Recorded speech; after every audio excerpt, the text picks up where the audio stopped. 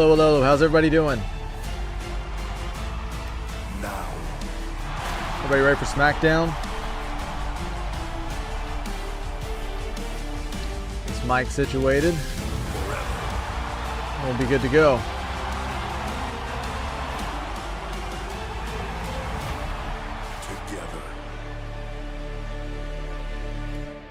All right, let's see how that sounds for everybody. We're in South Florida, fun in the sun by day, fuzzy in spots at night. Tonight we bring you the place to be. Okay, we're Fort Lauderdale. Road to WrestleMania. Amerant Bank Arena in Sunrise hosts Friday Night Smackdown. Elimination Chamber just 8 days away. Not sure what the card is tonight. I've not had a chance to take a look yet, but I will look in just a moment. The biggest superstars are here just outside Fort Lauderdale, including Rhea Ripley with Io Sky. Yeah. Tonight the focus is Rhea and Julia. Singles action. A recent heated exchange with Julia has turned into this. Mommy against the Beautiful Madness tonight. Meanwhile, Kiana James has her own concerns, her biggest chance of all. It is time to decide another Elimination Chamber spot.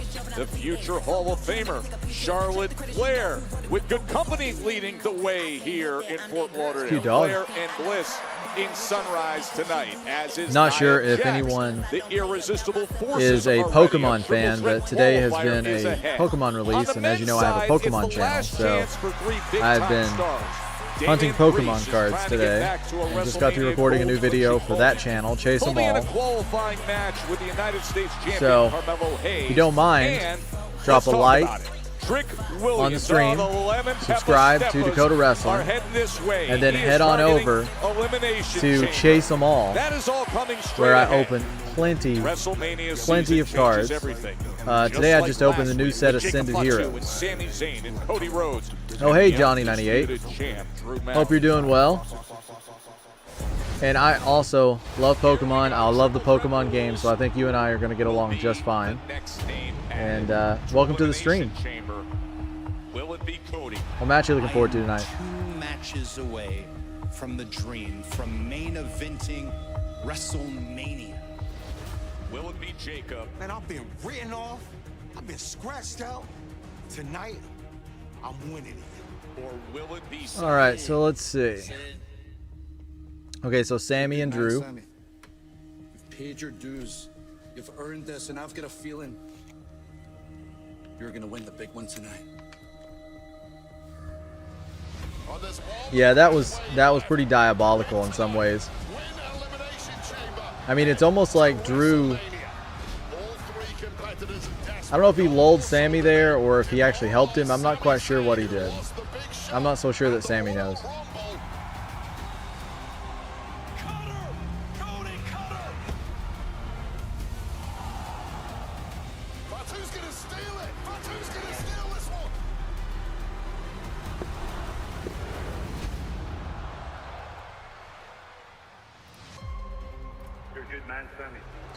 Yeah, Trick absolutely has it all.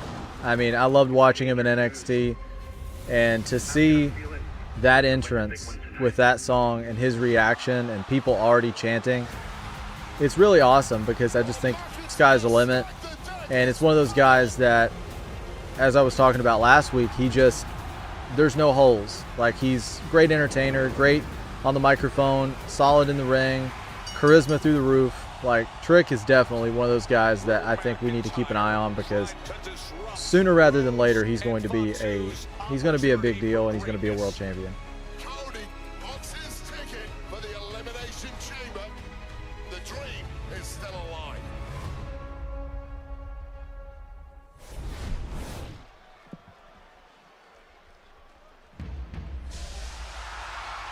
Wrestling has more than one loyal fan. Here comes Cody.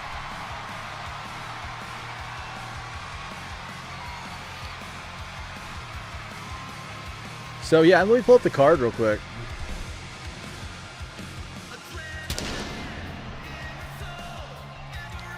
So we got a men's elimination chamber qualifier triple threat. Of course, that's the one that Johnny was just talking about. We have the women's elimination chamber qualifier for Kiana, Charlotte, and Nia, Rhea and Julia. We have Tomatonga and Ilya. And Oba takes on Kit Wilson. Yeah, I remember them setting that up last week. So First off, poor Kit. He's probably going to get the pearls knocked off of him. But we have fun with Kit. Great song. Great entrance song. Wade, the American Nightmare, survived one of the wildest triple threat matches you'll see. And with that, he had to have. Totally agree. I was there in Bridgeport when he won an Iron Man match a long time ago, and I heard about a crowd pop at a wrestling event. Yeah, I really do believe that Trick has it all. So it's just a matter of time before we see some really big stuff from him. Also, I mean, Oba's another guy that I feel like WWE has been trying to get a guy that size. When it was like Omos, and they've tried a few others, but I feel like that Oba really does embody what they were looking for there. So very excited to see what the future has in store for him as well. 8 days away from Elimination Chamber. Indeed, he is definitely going to lose his pearls. Poor Kid. But either way, we win because we get to hear his theme song, and that's a wonderful theme song. From the main event of WrestleMania, it really doesn't tell the full story, does it? Because that one win is a win inside the Elimination Chamber, which might be the most difficult match of them all to win in WWE. But the prize is as big as it gets. Lemon Pepper Steppers. See that sign? Match at WrestleMania. WrestleMania 42 will be coming your way April 18th and 19th at Allegiant Stadium in Vegas. Wonder what Cody has to say tonight.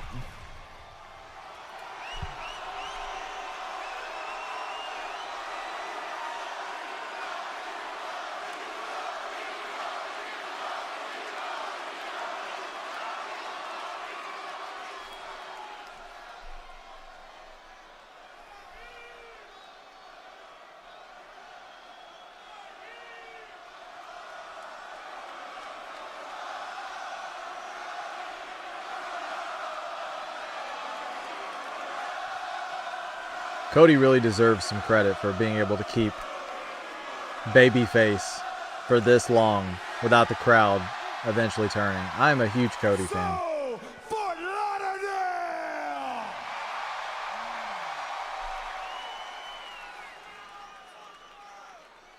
What do you want to talk about?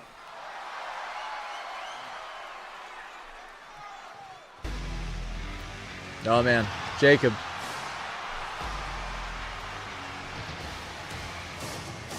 That's bad news.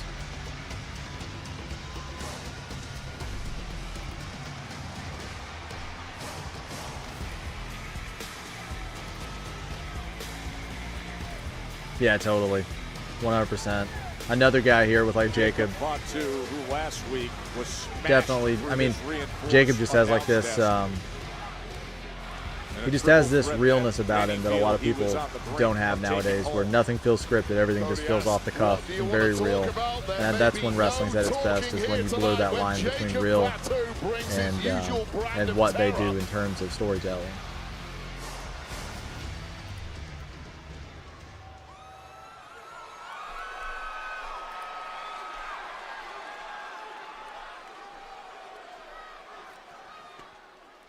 Let's keep it 100. You wouldn't even be out here speaking, talking about Elimination Chamber if it wasn't for Drew.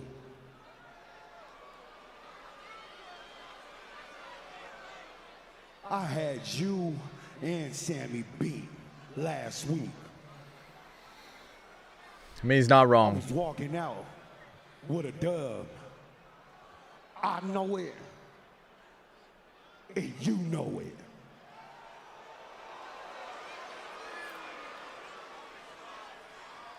But my concern is it about you right now. Let me double back real quick. My concern right now is about Drew McIntyre. Hey! So let's double back and keep it 100. Drew, bring your punk ass out here so I can dog walk your ass all over Fort Lauderdale. Sounds like he's looking past Cody there a little bit. I don't know if that's smart. Jacob, I know you're upset. And frankly, you have every right to be. But listen. Totally agree. I think you get some of the best moments when an improv take Austin 316. Absolutely. Like, you can't say it any better than that. Which is not something I really want to do because he is the WWE champion, but there is too much at stake. Chamber right around the corner. WrestleMania on the horizon. I cannot take any unnecessary risks. So look, this is supposed to be Cody Rhodes' mic time. So why don't you and I leave the ring to him, give him his time, we go to my office, and we can discuss you getting your hands on Drew McIntyre. Isn't it funny how, like, Nick Aldis runs this super tight, effective ship on SmackDown in most situations? And Adam Pearce is always just, he struggles, man. He struggles.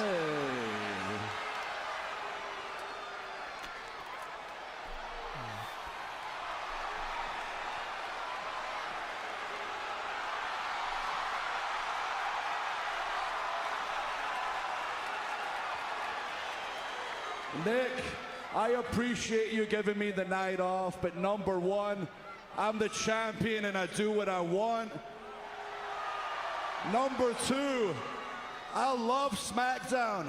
I love SmackDown so much, I bought myself an entire suite just to watch the show. Best seats in the house, right? And Jacob, I heard you running your mouth. I'm right here, man. All gas, no brakes. More like all bark, no bite. What are you gonna do? Uh-oh.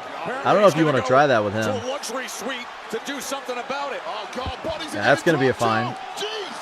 Maybe a suspension. Is no match for Jacob Fatu right now as Nick Aldis is trying to control the situation. My gosh. Chill. I like his shirt. Very cool shirt.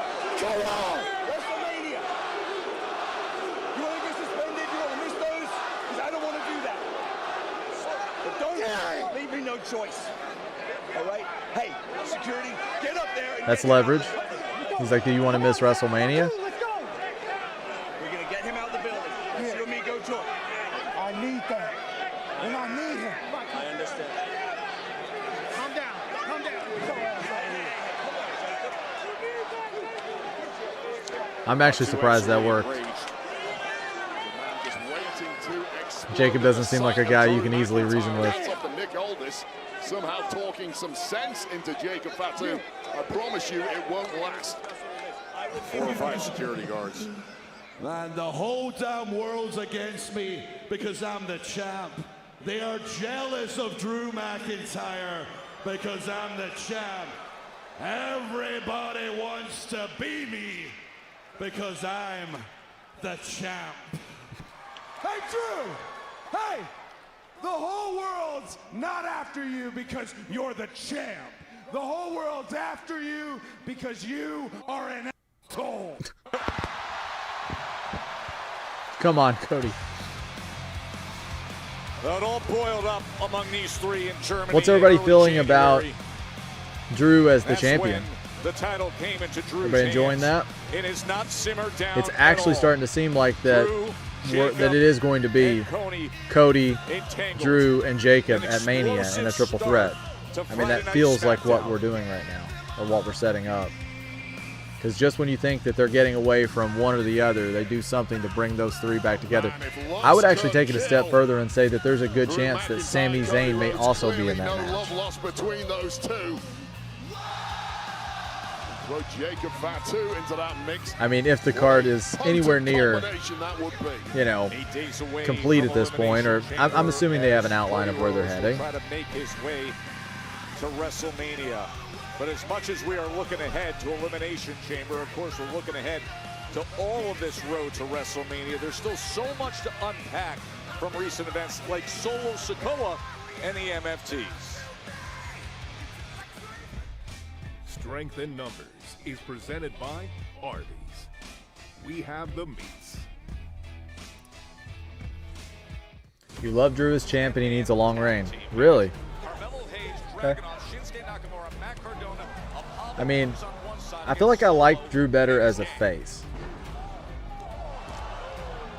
But I like Drew too. MFTs are running things tonight on SmackDown. Drew's high flying. H-bombs delivered. He's closing in on a nothing but net. Oh, but Tama Tonga sends him flying right to a spike.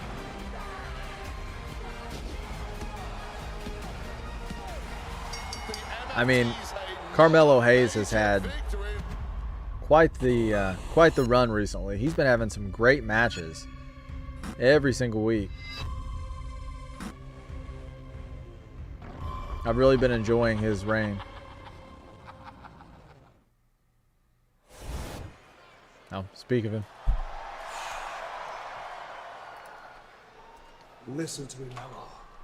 You are the United States champion.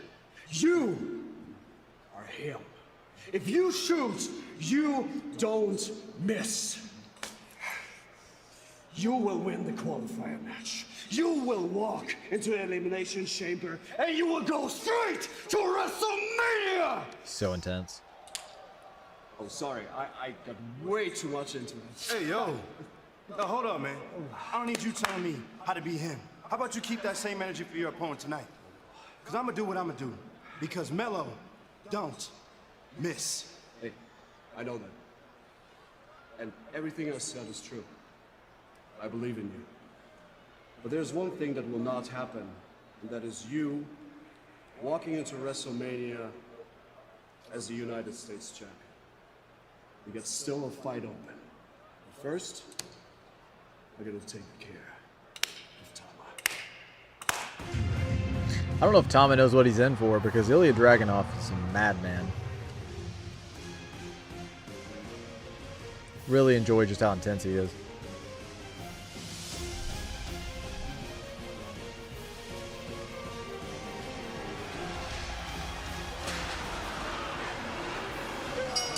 The following contest is scheduled for one fall. Introducing first, from Moscow, Russia, weighing in at 210 pounds, Ilya Dragunov!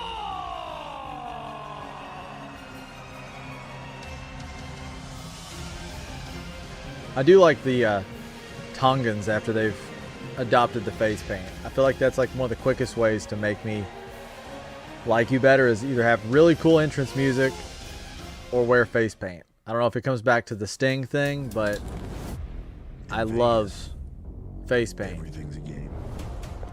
Some nights it's played without cards or dice, just tension. I'm so ready for WrestleMania. Never knowing. So ready. I mean, it's not really that far away.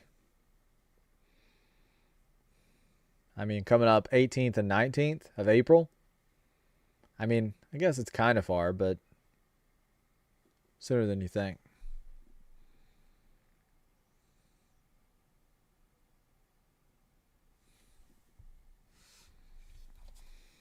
Elimination Chamber on the 28th, so that's next weekend.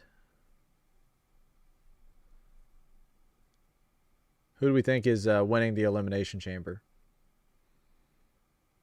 Because it's definitely looking like Cody and Roman, or Punk and Roman for the world title over on Raw, obviously. So that match is really ramping up. So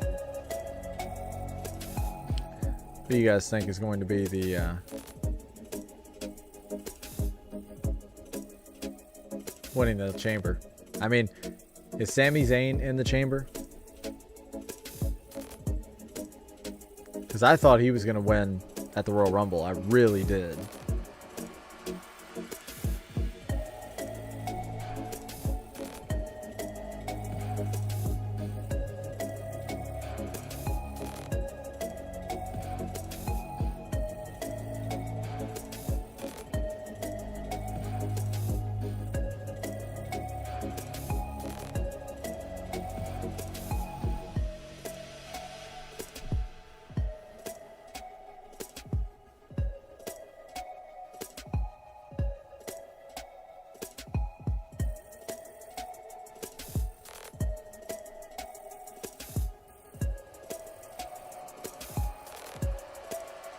Looked like Bianca Belair had successful surgery on her finger, so she should be back sooner rather than later.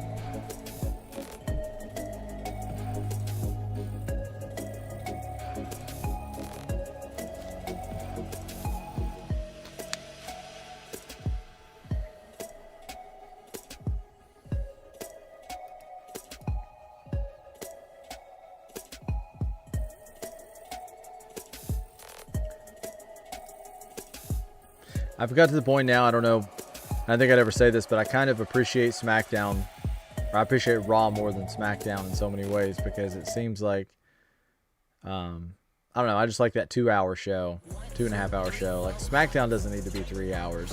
It's just too much. It's just a little bit too much. Because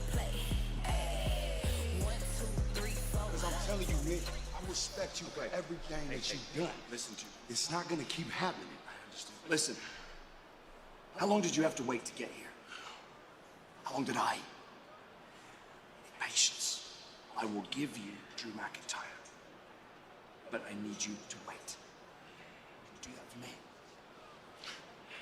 I'm not gonna wait much longer.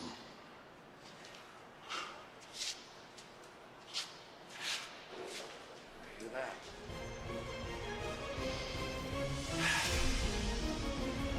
The show never stops in WWE 2K26, and this week 2K revealed details of this year's showcase mode. It's centered on CM Punk's career. I can't wait to play that. That's going to be fun. 2K26 today. Early access begins on March 6th.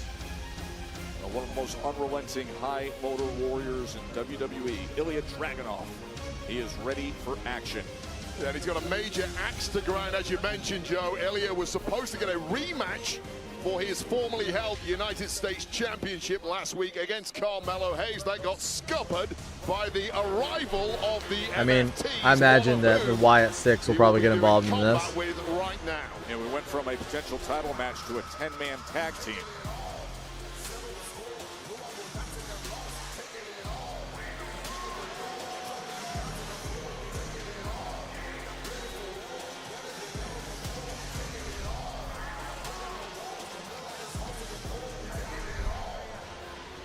Oh, he's still got that lantern.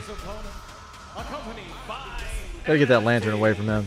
Weighing in at 220 pounds, Tama Tonga!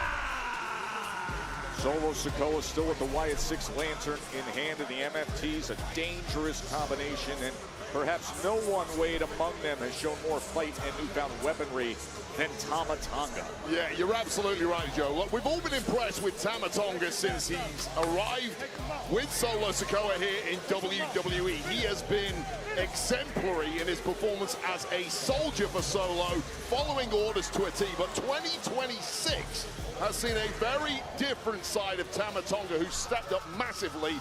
He won the tag titles from the Wyatt Six. He beat Shinsuke Nakamura a couple of weeks ago, and then last week got the dub for the MFTs in the 10-man tag that you mentioned. So Tama Tonga is a man on the rise here on SmackDown right now, and another win tonight would be massive.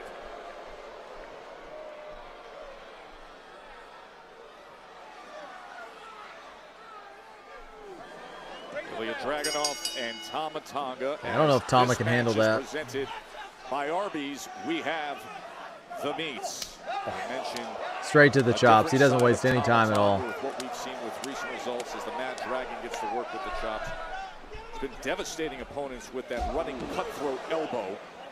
Now the Mad Dragon, the target for it all, as you see him beating down with a series of right hands. Yeah, the start of this match could only ever be one word, which is intense, and both men bringing it right from the off. And far be it from me to question the character of Tama Tonga, but I have to question the mindset of Ilya Dragunov, knowing full well that there are 4 MFTs outside the ring here, and Ilya Dragunov stands alone.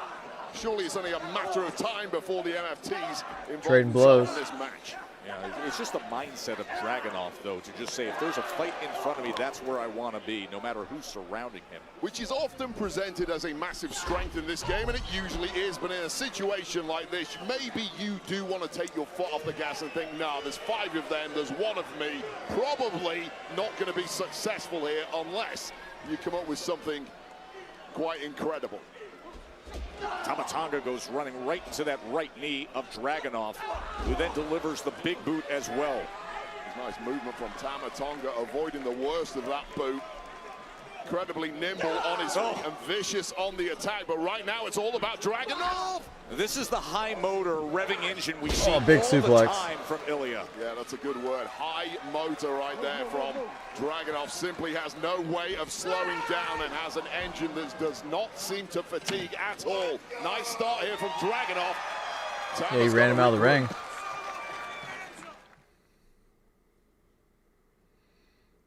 That MFT shirt's pretty cool. Feels like Solo needs face paint. Spurt from Ilya Dragunov has Tama Tonga, as you said, looking to regroup on the outside. He does so, is just draping and hanging that head of Dragunov over that top rope. Yeah, staggering Dragunov just briefly there, but you know full well Dragunov is going to be straight back on the attack, and is so. This has been an absolute scramble from the off. Good pace being set early on here. Oh, he followed him up. What just happened? You know, sometimes he winds up that Constantine special, but instead it was Tama Tonga, well scouted tonight. Yeah, I'll tell you, the presentation of Tama Tonga, it would be easy to assume this guy isn't really particularly skillful. He's just a master at the art of savagery. However, yeah, he's just kind of a... technically astute, that was a pretty stiff clothesline. Incredibly fast. Tama Tonga really is the total package. And I think that plays to exactly, Wade, what you were describing of this new look, this new side that we've seen in recent months. Yeah, Tama Tonga's been a lot calmer of late. I mean, you still get that feral growling occasionally, but there seems to be a man who's dialed it down a little bit, brought a little more smarts to the game, and it's proven highly effective in the early goings in 2026.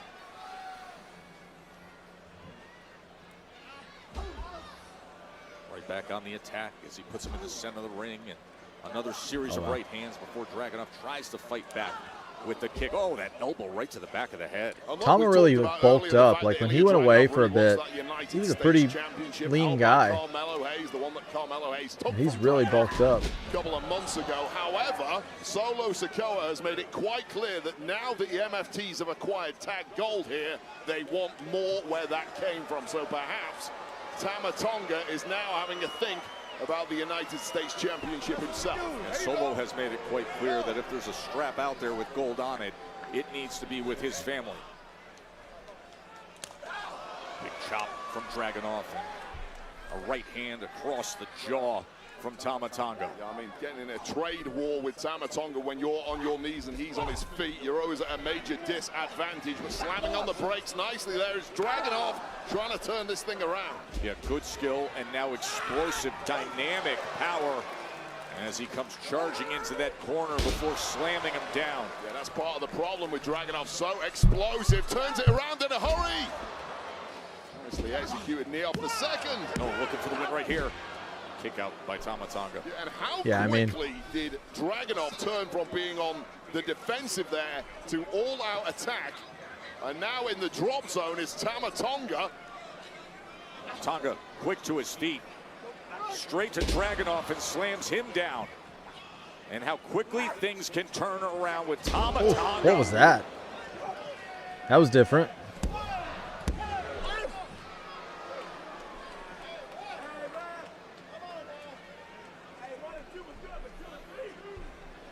Tama Tonga in control here on Friday Night Smackdown against Ilya Dragunov, who told Carmelo Hayes, the U.S. champion, after I'm done with Tama tonight, we can get back to where we left off, get back to that rematch he thought he was going to have for the U.S. title a week ago. Instead, it was the MFTs. You see Solo Sikoa and his crowd, who caused chaos last week. And we ended up with a 10-man You're just going to fire up Ilya even Ilya more by Dragunov slapping him for a like bit that. of revenge.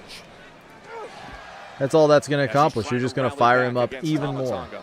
Both men having to dig deep at this point. Both have taken a lot of attrition in a relatively short amount of time in this match. Oh, both men down in the center of the ring. What an impact wave. Yeah, just a big swing from both men. Looks like blood is now pouring out. For a the second, I nose thought of that was like a Ilya nasty Dragunov. bruise Not on surprisingly, taking Dragunov, another but it's look actually the face at this paint just rubbed off of double Tama. impact here. Both men dropping in a heap, although slowly stirring him. Dragunov, with a taste of his own blood in his mouth, sometimes finds that extra gear. You can see that look in his face. He has no problem in deep waters of a match like this, going toe-to-toe. Spinning again, and now there are levels to his game as he chops down at the knee. Tama Tonga able to get out of the way. Dragunov right back on top of him, looking for the German. There's that technical excellence of Ilya Dragunov now, just hold for hold, counter for counter, German suplex, and refusing. Does he to say let this is go. fun? He's applying a bear hug here. Is that He's what gonna Dragunov try just for said? Yet another German suplex. Looks like it is the latter. Told you he's a madman. So how much exhaustion is on both of these men at this point? Tama. Oh! How high was that landing on the back of the neck and head of Tama Tonga? And then he looks at Solo Sikoa and says, "You like that?" The MFTs surrounding this ring, and there stands Ilya Dragunov, all on his own, willing to fight Tama Tonga at this level and this intensity. The Constantine special. So much momentum, and what a connection. That could be it now. Shoulders are down. What was that? That was an awkward-looking pin attempt there from Ilya Dragunov. Yeah, that pin Clearly was- his own body not cooperating. You're not with gonna his win like mind at this that. point. What kind of He's pin taken is that? Such a beating, and that could have been crucial there because it was a late kick out. But still, it might be academic anyway. Climbing up top, Tama back to his feet. Looking to deliver, but instead, That looked like he was right on the top his of the head. goes Dragunov. Tonga looking to put it away right here and gets that right shoulder up, does the Mad Dragon. And such a nasty-looking modified flatliner right to the top of the head of Dragunov. And Dragunov now has no clue where he's at. I don't care how intense you are. Once the mind gets wiped like that, there's very little you can do to resist. Now you're seeing everything in the arsenal of Tama Tonga as Dragunov is looking for a way out. Dragunov looking for anything. At this point, nice. But look at how much has been taken out of him. Yeah, that's the problem. You hit a big move at this point in the match. You really need to follow it up either with a pin or something immediately afterwards. And I don't know what is left in the tank of Dragunov at this point, but I will tell you, he's at the wrong side of the tracks, and Tonga Loa providing a distraction, and that's all Tama needed. Series of headbutts as he sends Tama Tonga down. Up to the top rope. In the target zone is Tama Tonga. Dragunov, all that high Big senton senton. flying off the top rope. And that has completely knocked the stuffing out of the Tongan terror. JC Mateo up on the apron. Meanwhile, Okay, the so roll-up from next Tama Tonga. Friday, And kick out. SmackDown is Dragunov. back on USA. Big So right hand. Oh, and he comes if you right watch on back with the cable, kick. then Little that's matrix relevant. shot right to the temple of Tama Tonga just when Tama Tonga looked like he was going to steal this thing. And now Tonga Loa getting himself in the mix. There it What is. was that? Cutthroat. Cutthroat running elbow. Wow. Here is your winner, Tonga! Kind of surprised with that outcome, to be I don't know honest. about you, Joe, but I counted 3 separate instances of distractions from ringside by the MFTs. But regardless, one cutthroat later from Tama Tonga, and yet another success for this man in 2026. Exactly the way You thought I was playing, huh? Oh, yeah, quiet down. You thought that I was playing? Well, I ain't. This is my family tree. This is my show. And this is what's going to happen from now on. I got the tag titles. I'm coming for every. Oh, Ilya bravely up on his feet, going the attack. Ilya does not agree with any of that. I think he has something to say about it. Knowing there are 5 of them surrounding. And of course, oh, they get the best of him as Mateo with a body shot. Now Tama Tonga. Oh, the massive choke slam. Almost 7 feet tall, packed with power. And Ilya Dragunov, what on earth were you he's thinking? in deep trouble now. Oh, this is going to get ugly here. Dragunov. Matt Cardona. Matt Cardona was coming down to the rescue. Cardona, who was tagging with Dragunov against the MFTs last week, tried to provide some resistance. Beaten to the punch by Tama Tonga. Apollo Crews. Another of the tag partners from last weekend. The same result. How devastating is Tama Tonga? Oh, Tama Tonga's an absolute destroyer. I mean, you barely need the numbers game when you have a YS6 7-foot beast. Hold on.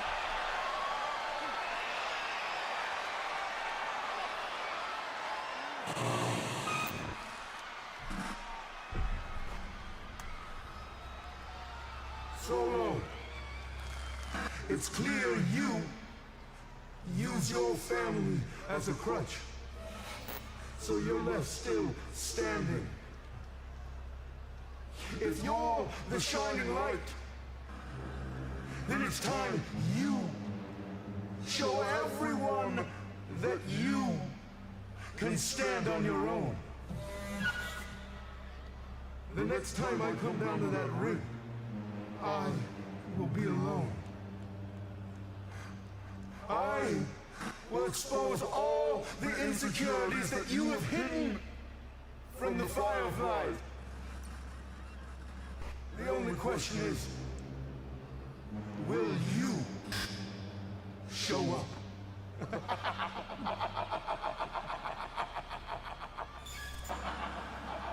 Interesting.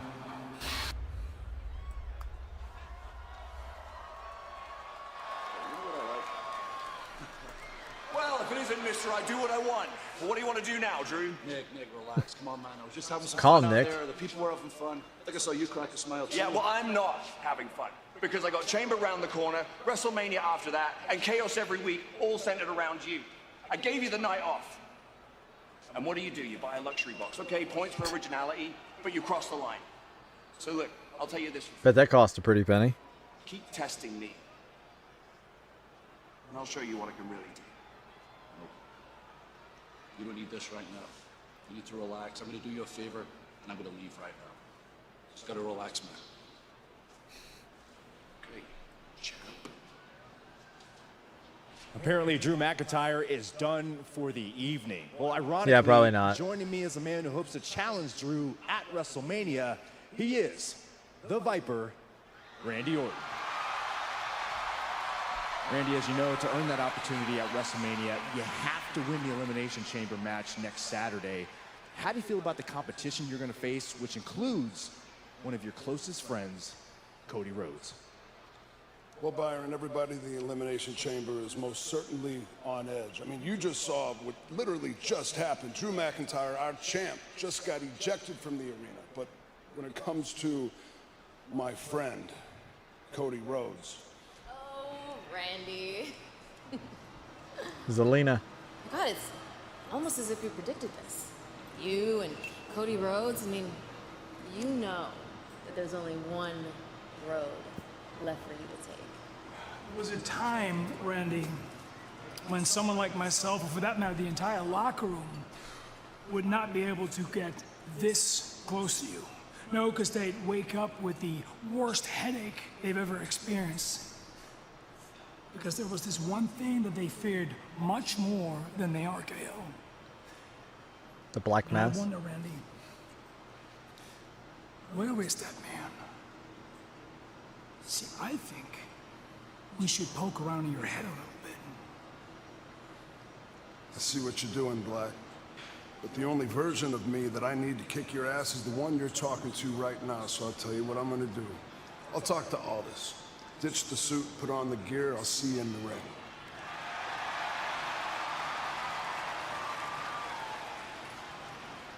Okay, I like to see Yeah, that. you might think it's buried, but consider me the shovel that will dig it back up. Let's go. Soon enough. The champ is Jade. here. Jade Cargill. We will hear from the WWE Women's Champion. The Storm is coming to Fort Lauderdale next.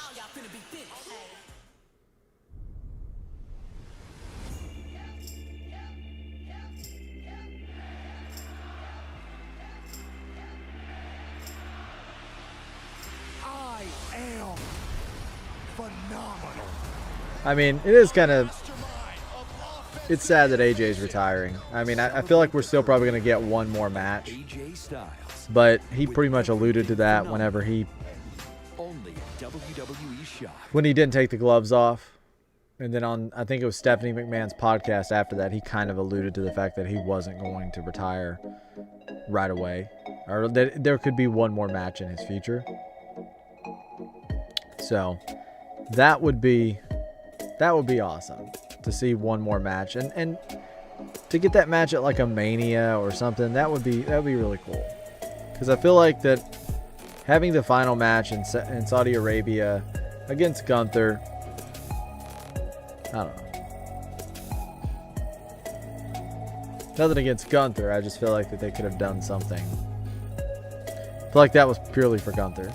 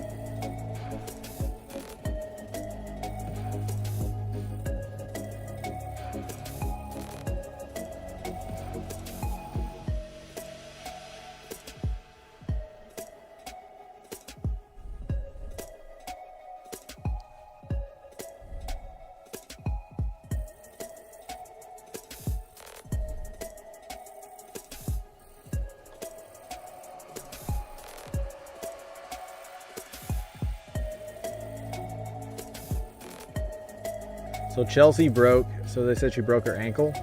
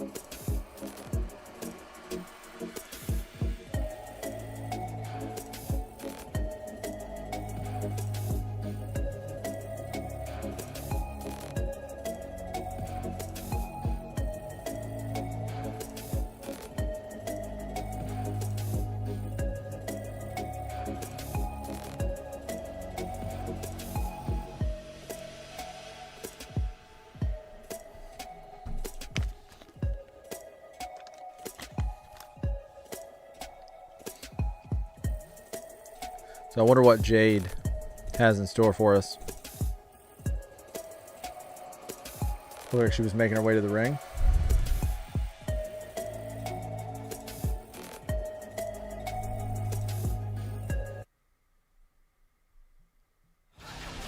Hey, WWE World is returning to Vegas April 16th through the 20th, and the superstar lineup, it continues to get more and more star-studded. Brie Bella, Jade Cargill now added to the list. Stone Cold Steve Austin, Drew McIntyre, Liv Morgan, Rhea, Cody, many more. And don't miss the all-new activations, the fan-favorite experiences, and the largest superstore in WrestleMania history.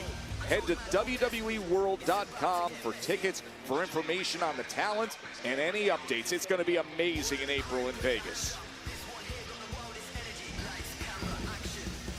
Right now I have the pleasure of being joined by Lash Legend and Nia Jax. The irresistible Forces, Byron. Forces. You work here, Cool name. you should know that. I was about to say that. Nonetheless, I did want to ask you both about... We don't have time for this, okay? This is the busiest time of year for the biggest superstars, and tonight I have a match to qualify for Chamber, and once I win that we will be on our way to a tag team championship match next week against Rhea and Io. As a matter of fact, that match was made earlier on today, so I wanted to ask you both about where you're...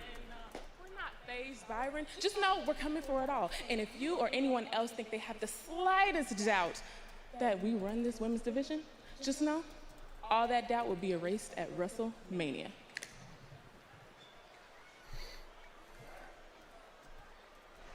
I think Byron does a great job. Ooh, I like that finger snap thing. I'm going to start doing that with you. No, thank you. Boom. Fingers go away. A storm is coming.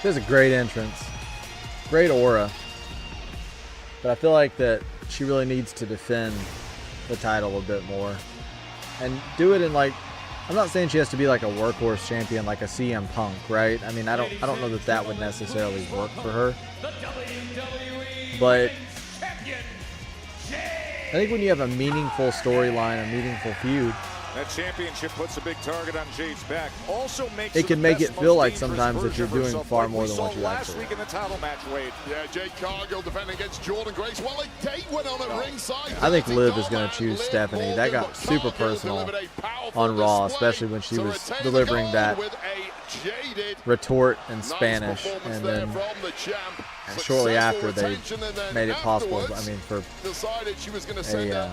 they made it possible for people who speak English to understand it. They translated it. And it was pretty intense. Liv Morgan says she will make that decision on Monday night. Wrap it up.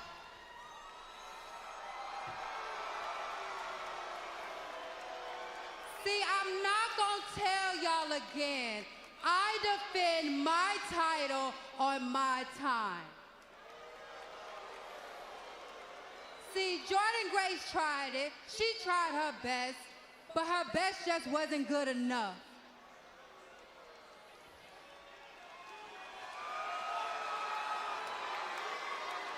Now everybody's so bold backstage, everybody's so loud online, but when y'all stuck to me, y'all all fold. Tiffy time? Liv, I know you're watching, and I know you're making your decision this Monday in Atlanta. And lucky for me, that's where I reside. So I'm coming to hear that decision face to face.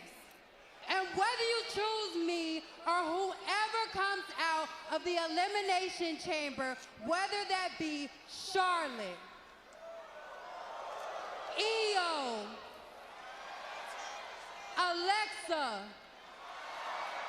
Tiffany, Tiffy time. Naya, Rhea. Sounds like they have a favorite. At the end of the day, come WrestleMania, I'm still coming out the WWE Women's Champion because I'm still that bitch. Mic drop. A confident Jade Cargill. That was an emphatic statement from the women's WWE champ entering WrestleMania season. That is a woman who fears nobody, Royal Rumble winner or otherwise. She referenced it. Liv Morgan has announced she will make her decision Monday on Raw. The Royal Rumble winner deciding which route she will go for WrestleMania.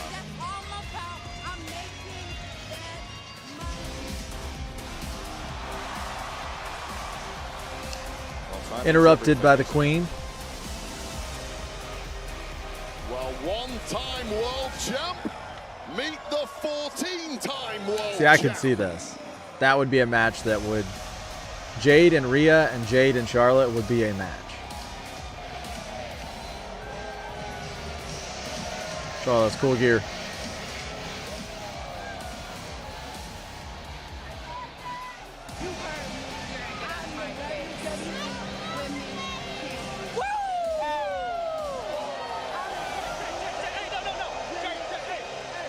Better watch, man.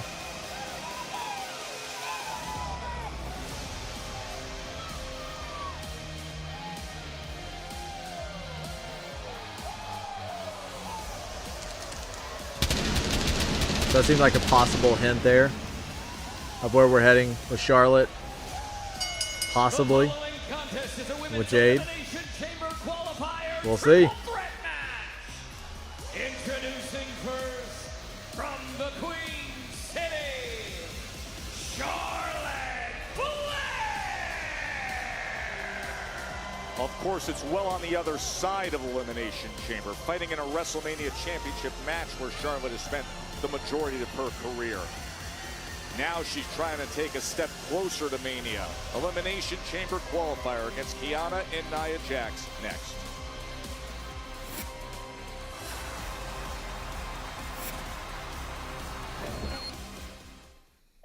Okay, I'm going to step away for just a second, guys, and I will be right back.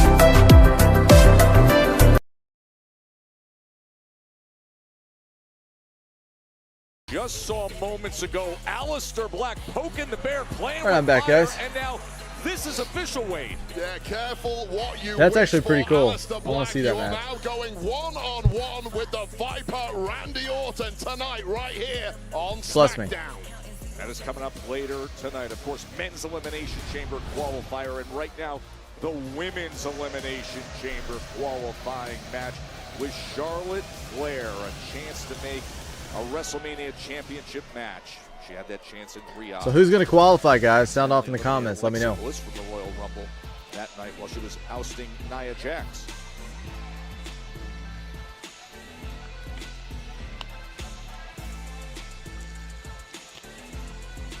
And her opponent, making her way to the ring from Sioux City, Iowa, Kiana James. Kiana? Wade, it has been tough to dismiss what we've seen out of Kiana James, and now she has a chance to join. She looks that really crowd different than she did in already NXT. Qualifying for the women's elimination chamber. Yeah, what a crew that are already in there. A bunch of world champs: Tiffany Stratton, Rhea Ripley, Alexa Bliss, Asuka. 2 places left, one of which will be decided right now. And you have to say, looking at the field, Kiana James is a ranked outsider tonight, bearing in mind she's in there with 2 former multiple-time world champions. So Nia, Charlotte, Kiana. I think Charlotte. Speaking of former women's champions. And their opponent from San Diego, California, Nia Jax. Of course, Jax has been a force on every level. Look at that look from Charlotte. Oh, so much beef historically between Nia Jax and Charlotte. These two cannot stand each other, and let's not forget, Nia Jax thought she'd be walking in tonight as one half of the tag champs. That match against the champs Rhea and Io alongside Lash Legend last week getting thrown out by the referee, although they do have their rematch next week on SmackDown, as we just learned. Of course, teaming with Lash Legend recently as the Irresistible Forces, and that has gotten everybody's attention. But now a massive opportunity for her own championship aspirations here. Women's Elimination Chamber qualifying triple threat match. Big elbow to start things off with Charlotte. Well, incredibly dismissive right off the bat. Were Nia and Charlotte had eyes only for each other, and Kiana James saying, hey, what about me? Well, there you go, Kiana. That's what you get for your troubles. Charlotte able to get out of the way of that potential Samoan drop, and then the shoulder tackle from Talk Nia about Jax. brick wall.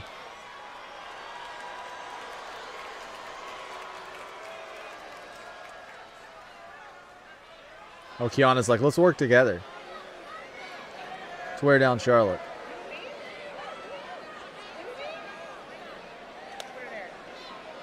Yeah, there's going to be no deal brokered in the middle of the ring with Nia Jax. Yeah, and I don't know if I agree with that from Nia Jax. The smart thing would be to team up against one of your opponents and make this effectively a singles one-on-one matchup, increasing your chances of getting through to the Elimination Chamber next week.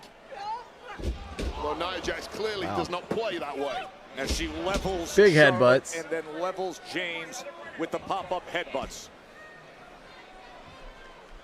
And now Nia Jax with each of her rivals lined up for the hip attack. The spoiled for choice at this point, and this is turning into a cakewalk for Nia Jax. It's just been too easy as Nia is simply too powerful. Charlotte's like, I don't want the stink face, so I'm getting out. I'm getting out of this corner before you get to me. To that post. Not taking Women's the stink Elimination face. Chamber qualifying. She said, ow.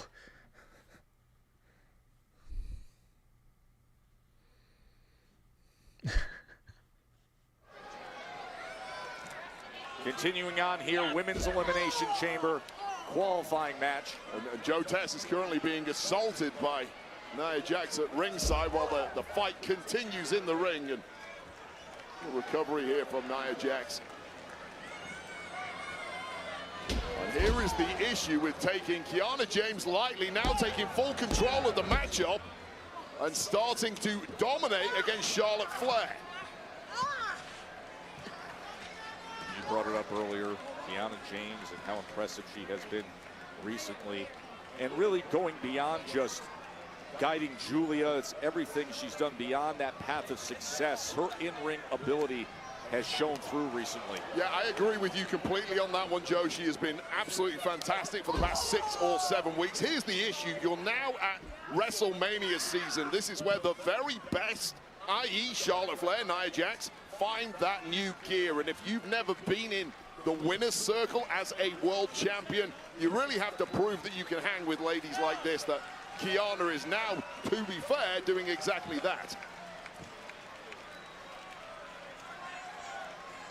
Great crowd here in Fort Lauderdale tonight for Friday Night Smackdown.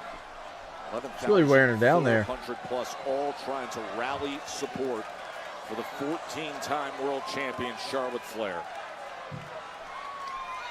Charlotte Flair's tag partner Alexa Bliss already qualified for the Elimination Chamber match. That could potentially make things a little easier for those two in the chamber if they can team up together. Of course, Charlotte needs to qualify first. Tiffany Stratton was the first. Rhea Ripley, Alexa, you mentioned, and Asuka. 4 of the 6 have been decided, and now the 5th will be. Kiana's kind of like seeming like a powerhouse here a little bit. Kiana James. I keep getting that 2 names mixed up, but she packs a lot of power in that frame, and it sometimes catches her opponents by surprise. And now they team up against Nia Jax. But Nia with the double clothesline. I mean, shouldn't they work together against Nia? I mean, honestly, whether you're good, whether you're bad, whatever it is, she's obviously the biggest threat in this match. So, as we've seen over the years, at least in terms of power. Just starting to have a little fun in there at her opponent's expense.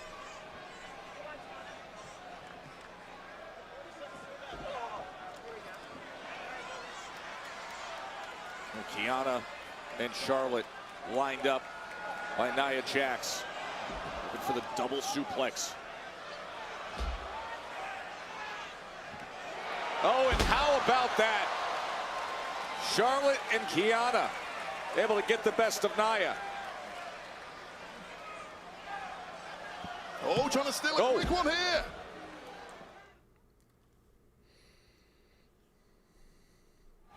So much on the line here in Fort Lauderdale. Big crowd for Friday Night Smackdown. Women's Elimination Chamber qualifying match to see who will be the 5th superstar to make it to Chicago. We're just 8 days away. WrestleMania season. Charlotte Flair going up top against Kiana James and Nia Jax in this triple threat. Charlotte, high cross body. It's that time of year, Joe, where the very best come out to play. And of course, the 14-time world champion, the future Hall of Famer. You know what she has her sights set on. WrestleMania is just 8 weeks away. 8 days away is Elimination Chamber. And Flair is making this just look too easy right now. Oh, the walkover clothesline. That's athleticism. That looked great. Precision, pinpoint timing once again from statistically the greatest in history, certainly the best resume in history. And looking to add to that by winning the Elimination Chamber and going on to WrestleMania. Getting there first, though, is the mission. A long-time rival in Nia Jax receiving those Flair chops. Barely budging Nia Jax. That's the power this woman holds. Charlotte in complete rhythm as she delivers the big boot and then takes one from Kiana James. That's the problem with fighting 2 opponents at one time. Eventually, you're going to get caught. And Charlotte did indeed get caught, and this looks bleak now for... Oh, she caught it. The boot that causes the Samoan drop, and both Nia and James are down, and a huge opportunity for Flair. Oh, both ladies in the drop zone. We've seen this before, Joe. Kill 2 birds with 1 stone. Flair lining up that moonsault. One of the best in the biz. High above Amerant Bank Arena and delivers it. Perfect. To qualify double for moonsault. Elimination Chamber. Oh. And a late kick out from Nia Jax, and that was a surprise after an expertly delivered moonsault to both opponents. Nia Jax catching the knees of Charlotte Flair, but still having just enough to kick out. The lure of a possible chance of getting to WrestleMania, clearly driving Nia Jax now. You can see both the competitors looking up at that WrestleMania sign. As Nia, oh, and Charlotte gets the best of her. Pop-up Samoan man. Did she take a hit there? Came down awkward. Wow, look at the power of Wow. I mean, I said earlier I thought she was giving me like a powerhouse vibe, and she really is living up to that. So strong. That was a ridiculously easy-looking lift on the powerhouse Nia Jax. Did not even flinch on the way up. Wade, that is incredible power by Kiana James. Yeah, but it wasn't quite enough to get the dub. Now we're going to finish the job, and what a shocker it would be if Kiana James can actually pull this off against a combined 16-time world champion opponent here. Biggest opportunity of her career by far. Her associate Julia missed qualifying for Elimination Chamber, and now in against Flair, a future Hall of Famer. Jax, a former champion. Here is Kiana James, giving everything she can, Wade. Yeah, and all three of these women are just 2 wins away from a main event world championship opportunity at WrestleMania. I mean, you can't really beat that. One of those wins coming imminently for some. Wow. Spanish fly! Flair to do it right here! That was 3. 2 and change. And that was an absolute shocker. That looked so close. Is that not 3? Because that looked like 3. Take another look at this Spanish fly that came almost out of nowhere from Charlotte Flair, digging deep. That was 3. The ref just didn't count. It was 3. Watch. Oh, they didn't show it from that angle. It was 3. Ref, do you need me to get down there and count it? Because that was 3. Discretion there as to what he saw, and you can see an incredulous look on the face of Charlotte Flair. Kiana James looks as good as buried at this point. Tripped up. And then run right into the post. And now this is just Nia Jax completely going on a tear, on a major warpath. Check out the speed of Kiana James on that. Oh, Nia Jax. Got to stay nimble. Kiana James has found her gear.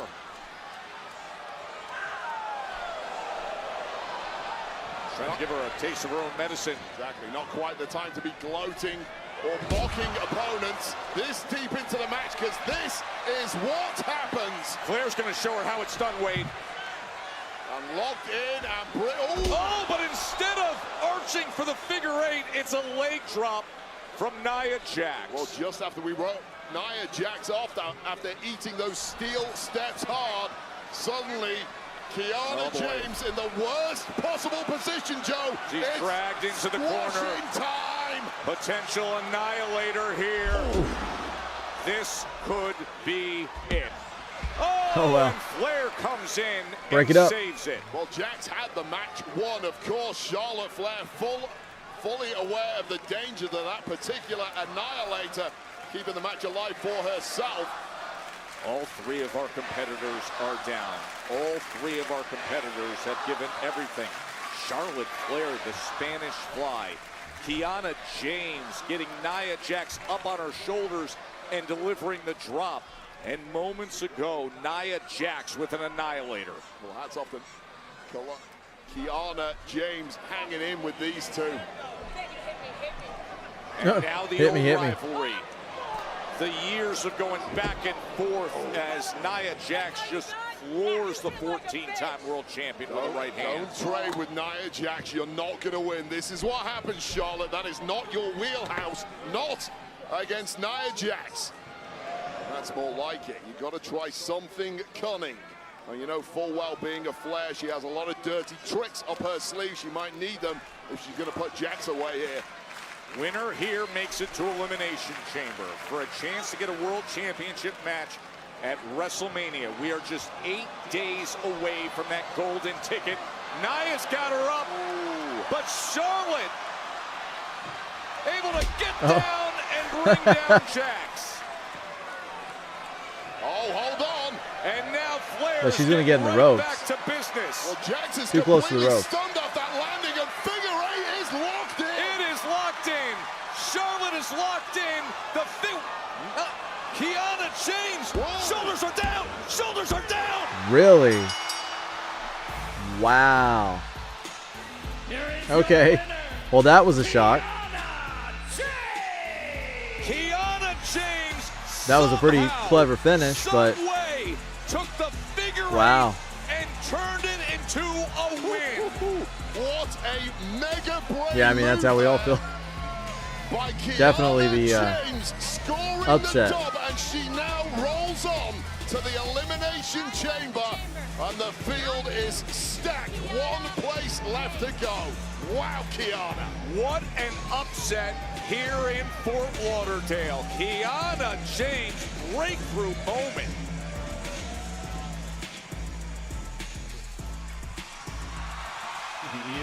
Yeah, you just watched a triple threat qualifying match. What are your thoughts on Kiana James now qualifying for Elimination Chamber? It's so sad that Nia didn't win tonight. But yeah, congratulations to Kiana for pulling off quite an upset. But her partner won't be so lucky tonight. Exactly, because I'm going to wipe the floor with Julia tonight. And then on Monday, Io is going to win her Elimination Chamber qualifying match. So we'll be seeing Kiana in the chamber. I do have to ask, I know a lot of the focus is on Elimination Chamber, but do you feel like that could be clouding your preparation for next week's tag team title defense against Nia Jax and Lash Legend? I mean, obviously we're focused on Chamber, but Byron, we're the tag team champions for a reason. We know how to deal with the pressure of WrestleMania season, and next Friday it's going to be no different. Nia and Lash don't stand I like them as a tag team. And as for Elimination Chamber, may the best women win. All right, cheeky. Let's go. Thank you, ladies. Oh, the ruler, the conqueror, Oba Femi, the one and only explosive powerhouse. He's coming up against Kid Wilson next.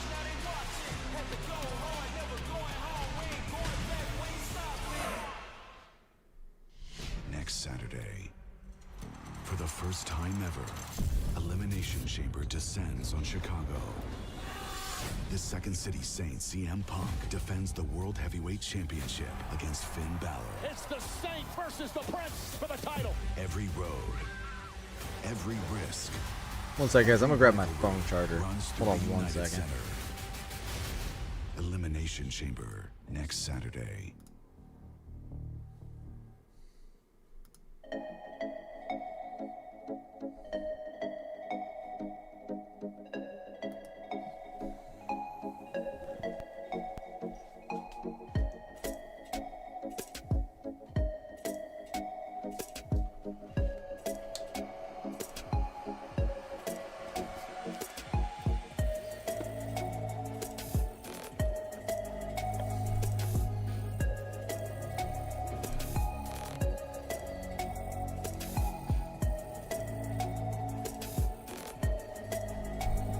Yeah, so my phone, as I was saying earlier, I have a Pokemon channel called Chase 'Em All, YouTube, and then it's also on TikTok and Instagram. So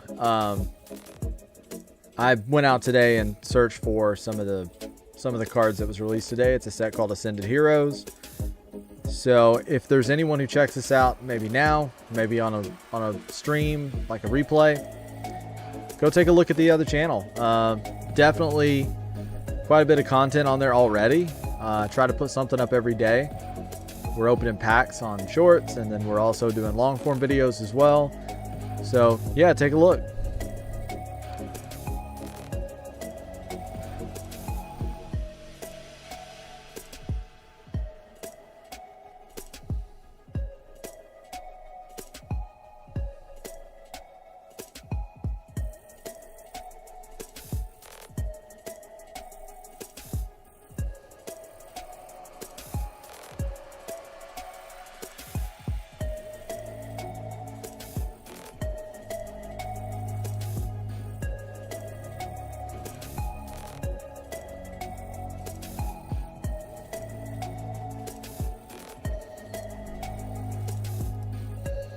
So Kiana, that was kind of an upset. I didn't expect that. I mean, they kind of lulled you into that idea with Charlotte and Jade because they had that little interaction on the way out. So maybe that was the whole point, was to be like, yeah, there's no chance anybody's winning but Charlotte.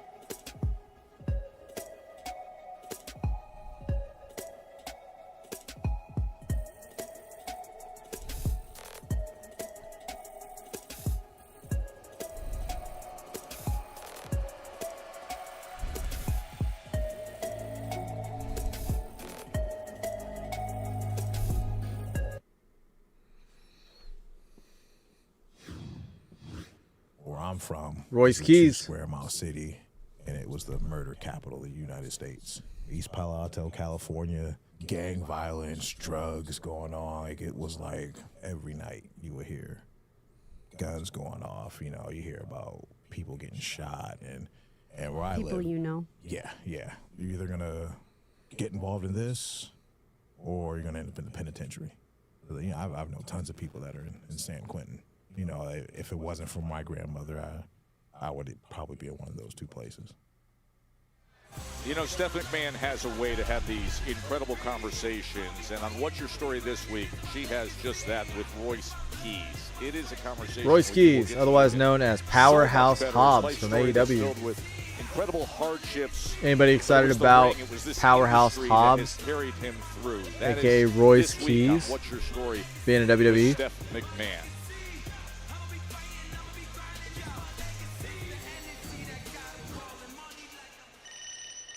Yes. Oh, you like poetry, do you? It's detox time, Joe. What a jam.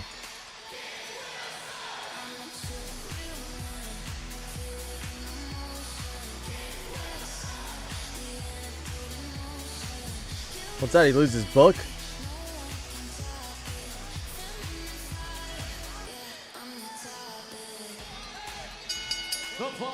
Yeah, milk it, Kit. Milk it. Introducing first from Buckinghamshire, England. Flex on him. 210 pounds. Kid Wilson. Is this the part where I get admonished for being toxic? No, this is about the part where you flex your bicep. Don't do it. Don't do the hips. And shake the hips. I'm going to jump the gun here. But it's coming, Joe. Get ready. Here we go. Don't do it with him, Flex please. the thighs and shake the I'm hips. begging Do it you at not home, to be everyone. doing that a foot away from my head, please. It feels so good. No, we don't It's need you empowering. feeling good with the hips. You don't have any rhythm. That's your problem. And you have a lot of toxic masculinity. Yes. Oh, yes. No, hold on. Oh, yes. No. Bring it. Counterbalance immediately.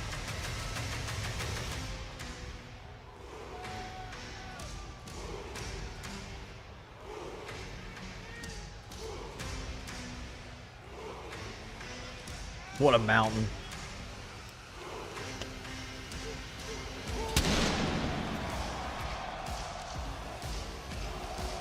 And his opponent from Lagos, Nigeria, weighing in at 310 pounds, Oba Perry. Listen to this crowd here in Florida.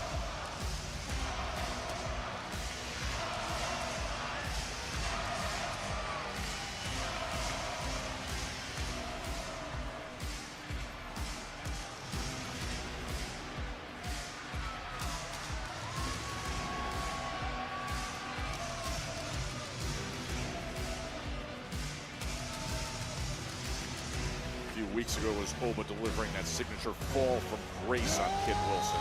Poor Kid. This is not gonna. Yes. This is not gonna end well for him. Brilliant display of power. We thought it was the end of all this, and then we got a couple poems later from the ranting Kit Wilson, and I guess it's time to learn another lesson. There's nothing brilliant about power, Joe. It's not about big muscles and power stances. Exactly. It's not about intimidation. The pillar that WWE stands on. There's a bell rang. We got a match here. What's he doing? It's an Oba chant. Oba! Hey, look, Oba, I feel like since the last time we met, you've done a lot of work and you've grown. So from feminist to feminist, what? I want to read you a poem. Gonna whip out the poetry on him. That's the way to get the 3 count. I call this one an ode to Obafemi. Obafemi, forgive my doubt. I now see the greatness that people talk about. You're impressive, incredible, born to reign. With all these people chanting your name. Hey! And Oba, I thought you were a brute. I now know that's not fair because now, when I look in your eyes, Oba, I see a little teddy bear.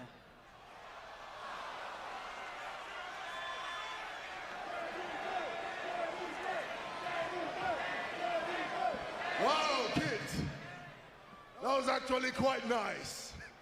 Wasn't it nice? Read another one. I only prepared one, so... He just has the one. Read another one. It's only my old... Read! Okay. This is some of the old material, though, so just 9 things I hate about men. I hate how they think being loud means they're strong. I hate how they think they are never wrong. Toxic! I hate how they act with no shame or regrets, always comparing the size of their beef bayonets. Toxic. What? Maybe that one needs some work, but I hate how they strut like a self-made king. I hate every time they step in this ring. Do I have to?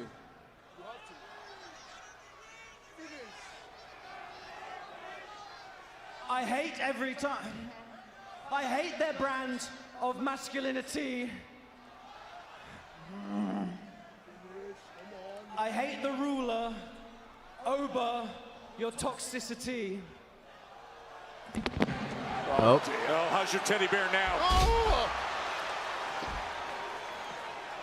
Kid's about to find out. I thought the pen was mightier than the sword. No, well, it's that's not. clearly nonsense. Oh, that big running uppercut. And how about another with all that size and power coming from behind Jeez. it? Oh. An attempt at offense from Kit Wilson, just bouncing off Obafemi. Oh my gosh, that's some height. Tosses him halfway across the ring.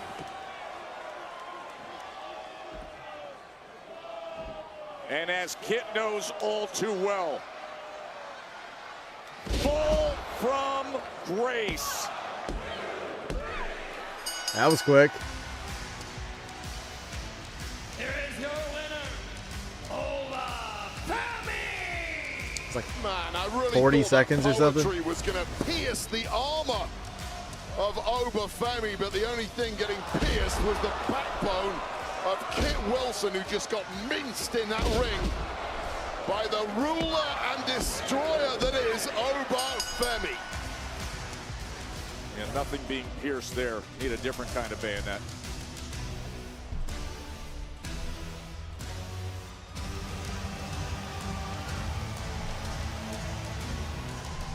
He is the ruler, Obafemi, again.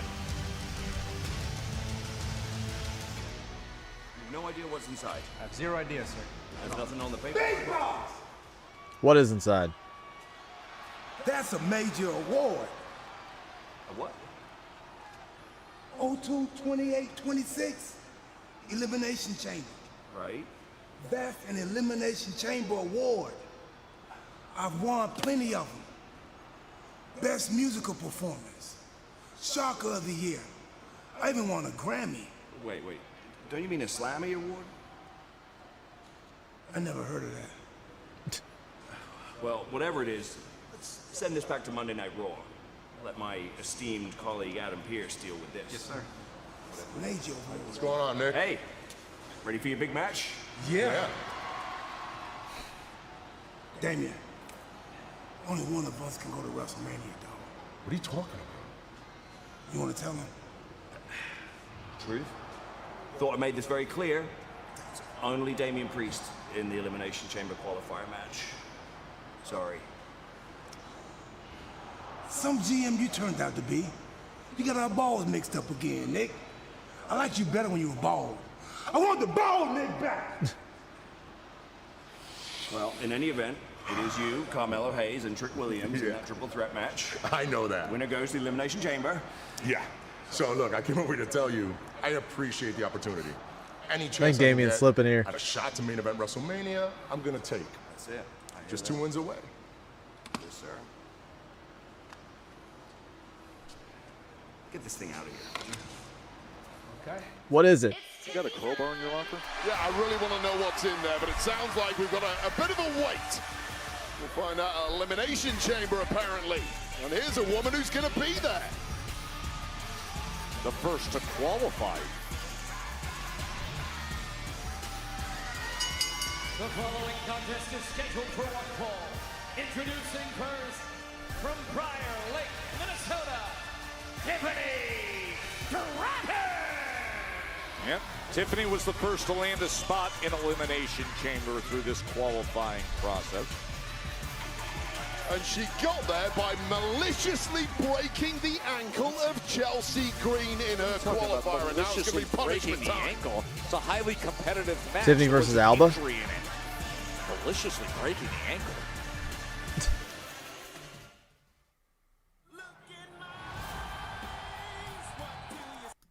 My career has been a fight, a long, brutal, but necessary fight. I was told no more times than I can count, and every single time I proved them wrong.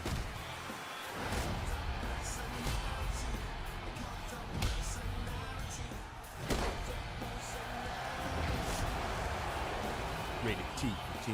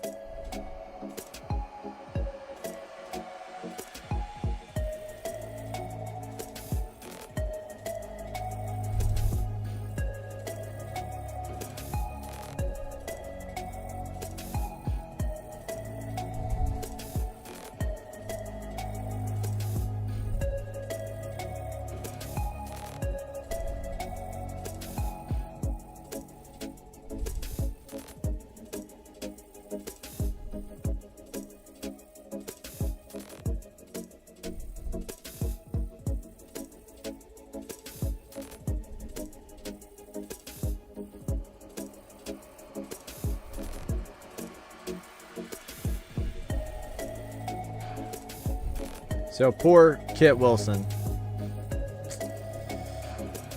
Didn't work out for him.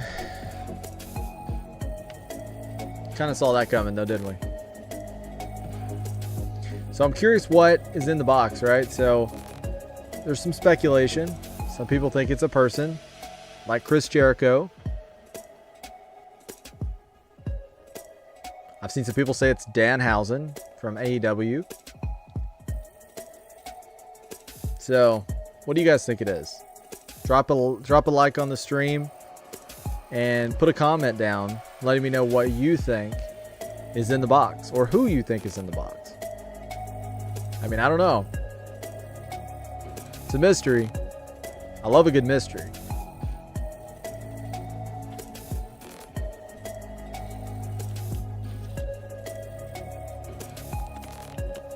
I thought Chris Jericho was going to be in the Royal Rumble. So,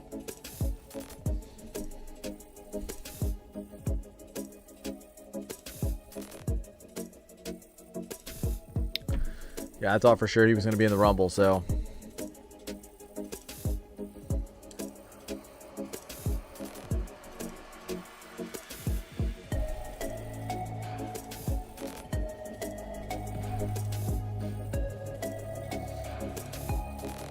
but yeah, I'm not quite sure.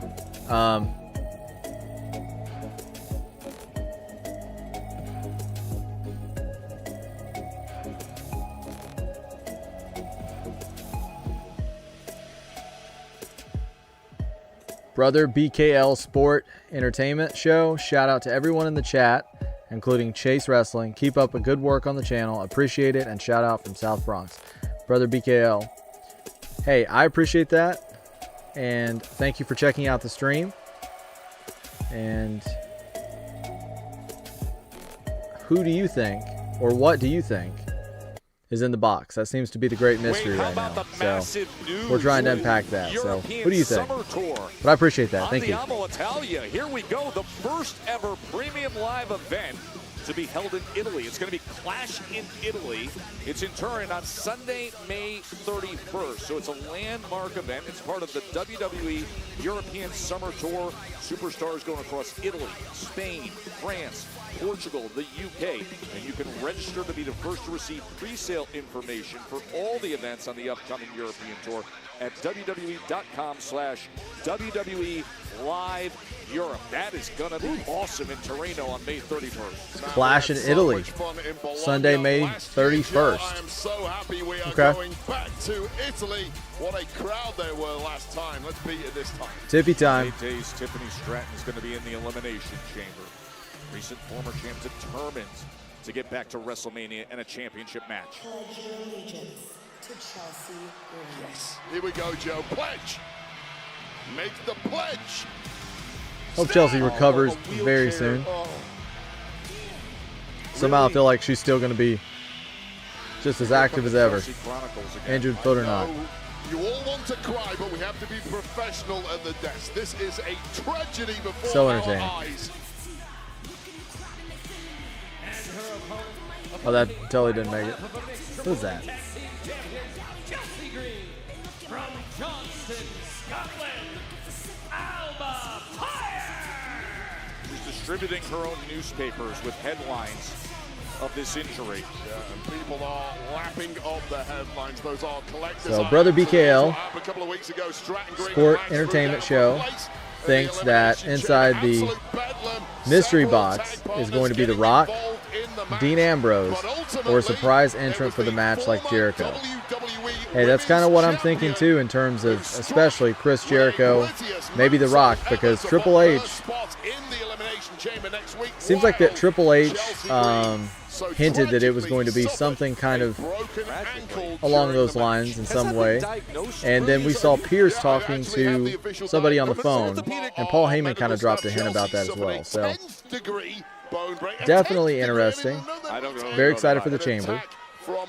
But I don't think you're far off, Brother BK. Just going about the match, Wade. No, vindictive. So now the Secret Hervis Alba Fire is going to issue a punishment beating to little Miss Stratton as a reward for breaking our leader's ankle. Leader. Fearless leader. Tiffany getting right to action against Alba Fire. A qualifying match a couple weeks I like Tiffany's ago. gear. Lash Legend was involved. Seems like she always has like a, Chelsea ended up with new gear, new interesting gear. Big shout out to anybody who does that. Full well, Tiffany Stratton is desperate to get back to challenging for World Championship gold, perhaps against Jade Cargill, the woman who took the gold from her in the first place. We'll see if she can win at the Chamber. We'll see how that all plays out. A lot up in the air at the moment in the women's division as we are on the So hunt athletic. for those WrestleMania spots. I mean, she was a major standout in NXT, and everything she did was just super impressive. But Tiffany Stratton coming in, of course. I mean, I think she's just gotten even better. To qualify for the Women's Elimination Chamber, looking to put away Alba Fire here. So Tiffany, Rhea Ripley, Alexa Bliss, Poor Chelsea. Asuka, and Kiana James. Yeah, that's the shocker. I'm very interested to see how Kiana does in that particular matchup, but the spots are filling up rapidly. One left. We'll find out on Raw who fills that one. But right now, it is all about Tiffany Stratton, and Alba Fire just cannot get anything going here. Springboarding right into him. Coming down with all that pressure. Yeah, I could totally see it being like an Evil, or it says could be either Evil until we heard a bunch of rumors, or probably Danhausen. Yeah, I mean, I could honestly see it being Danhausen, because I know he's a big fan of like horror films and things along that. So Salem's Lot, that's pretty much something out of the movie Salem's Lot, with the big crate and the monster inside, the vampire inside. So it definitely seems like a way that Danhausen would be introduced in that fashion. And I'll be honest, like I've met Danhausen in person. He's a really nice guy, super creative, and I think there's a lot of potential there, especially in terms of the character work, the entertainment value, the merch for sure. And it feels like that to some degree AEW didn't fully capitalize on that. So I'm all for Danhausen. Being set early on by Tiffany Stratton, the recent former WWE. And I think he did a pretty good job of making himself known, even though he wasn't in WWE. I think a lot of WWE fans would probably know him just because he goes to so many signings and conventions. And very fan-friendly. We'll say that. People love him. So, yeah. And then pounce. And that is a veteran display right now. And now is the time for the punishment beating. And Chelsea Green has to be loving this, not this bit. Tiffany, we're going to put her away. Beaten to the punch on that one once again by Alba. Hook of the leg by Alba. Chelsea enjoying what she's seeing right now. Sorry, was that walking boot bedazzled, Lee? Did I see ornamental decorations? If it's Chelsea Green, it's going to be done with style. This is a fashion leader. I know you know nothing about fashion, Joe. You're all traders. Italian, you're the first Chelsea's Italian hurt. ever who has no fashion sense. But clearly you can learn a trick or two from the bedazzled Chelsea Green. All the major fashion houses, of course, emanate from Italy, but we'll go with the bedazzled walking boot. You should get a bedazzled suit in tribute to Chelsea Green and her broken ankle. Building no tribute. Friday Night Smackdown has been roaring all night long here. Amerant Bank Arena. Is that we want Chelsea? 11,400 plus. I love that. Talking about the Elimination Chamber being 8 days away, had an incredible qualifying. It was that moment. I don't know if you guys watched Unreal Season 2. It's a pretty interesting watch, to be honest. But there was a spot in there that kind of stuck with me, where Michael Hayes was saying it almost in a complimentary way. But he was saying that Chelsea, this is not verbatim word for word, this is just an essence of what he said in that clip, and I've heard Chelsea even comment on it as well, was that Chelsea is not like who you build as a champion. That Chelsea is somebody who builds other champions. And she makes the Charlotte, she isn't the Charlotte. Or she makes the Tiffany, she isn't the Tiffany. And I honestly don't agree with that at all. I think that Chelsea's really come into her own from a character perspective, and the entertainment value of Chelsea is just off the charts. She's solid in the ring, and yeah, I mean, it kind of sucks to hear that there's people in the company that view a ceiling for Chelsea that I don't think should exist. I think Chelsea could easily be a champion. I mean, and she has been a U.S. champion, but, you know, I think she could be a world champion if given the right story, the right opportunity, the right moment. So, I don't know. It was had to be tough for her to hear that in terms of Unreal. But Chelsea is, she's just a super entertaining character. So, but Unreal was was pretty interesting. I watched it all within like a day or so. I know that there's talk about how much of it is actually real, but that's what WWE does best, and that's when they're at their best, is when they toe that line between this is real and this is entertainment. Tonight to punish Tiffany Stratton, who is the prime Chops. reason why Chelsea Green is currently What is in Chelsea's bag that she was passing out? Is that newspapers? How can you pinpoint her as the moment that an injury happened in that qualifying match and point the finger at her and say she's the prime reason? Because I can't even recall the injury taking place in that match. We called it. It happened really fast. If you blinked, you missed it. But I saw it, and it was dastardly from Tiffany Stratton.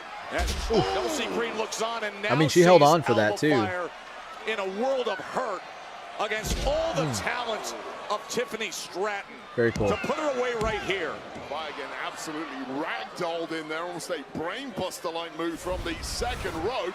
Really, really ugly landing for the Scotswoman, followed up by this. Johnny, 98, I was shocked when Michael Hayes said that. I literally had to rewind because I couldn't believe he said that about Chelsea. She's so talented. Hey, I agree 100%. Like, it shook me when I heard it because I thought, I can't believe that anybody wouldn't see the talent in Chelsea. And it's almost like they see that she's talented to some degree, but they put a ceiling on it and said, okay, she's talented enough to get somebody over, but not talented enough to get herself over, which I think is ridiculous.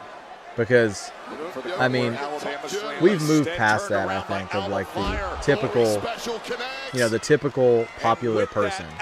And I definitely foresee Chelsea being in one of those situations like a Daniel Bryan, a Karrion Kross, a Kofi Kingston, a Becky Lynch. Somebody that the fans eventually get tired of seeing in that secondary or tertiary role. And they get behind them to the point that they force them into that top spot. So, love Chelsea. But thanks, Johnny 98. I agree. Where she likes it best. But instead of the prettiest moonsault ever, it is Fire pushing her out to the floor. The Fire just a little too fast now, and I'm scared for the safety of Chelsea Green in that wheelchair. He's fine. The woman who destroyed her leg is in rather close proximity, and that's why you hire the secret herd. Oh, no. She caught her right between the ropes. Big right hand. Whoa, she's on one leg. It's a miracle. It's a miracle. Maybe it's not a broken leg is what it is. Oh, Chelsea, don't do it. Tiffany Stratton trying to attack an invalid. How dare you, Tiffany? Unbelievable. Alba Fire comes flying through. Yeah, the not so secret. That distraction paid off for her. Once again, nice job, Alba. Now to put Stratton to the sword once and for all. Fire salute. Feeling in control. Up top on the top rope is Alba. Oh, they got the knees to the back. Tiffany Stratton got her knees up. That swanton from the top just took a beat too long. Oh. Nice. Tiffany never has a day off with that move. Even though she missed it, she still makes it look beautiful every time. Scouted by Alba Fire. Tiffany just throws her away at that moment. And now Stratton, as she looks to take control, going back up the top. Prettiest moonsault ever. She landed that. Here is your winner, Tiffany Stratton. Chelsea's taking a shoe off. A good look at Chelsea Green, because that's exactly what you see in most Florida airports when you're boarding your plane. A lineup of wheelchairs. Congrats to Tiffany. Question, Wade. Nonsense, but I don't question. Yeah, so guys, if you moonsault ever, which is the most accurate. If you haven't dropped a like on the stream to this point, please do so. It's a huge help. Lets YouTube know that you guys are liking what you're seeing. I'm live on right now. I'm live Monday, sometimes Tuesday, Wednesdays, and Fridays. I also post clips over on TikTok and Instagram. So give me a follow over there.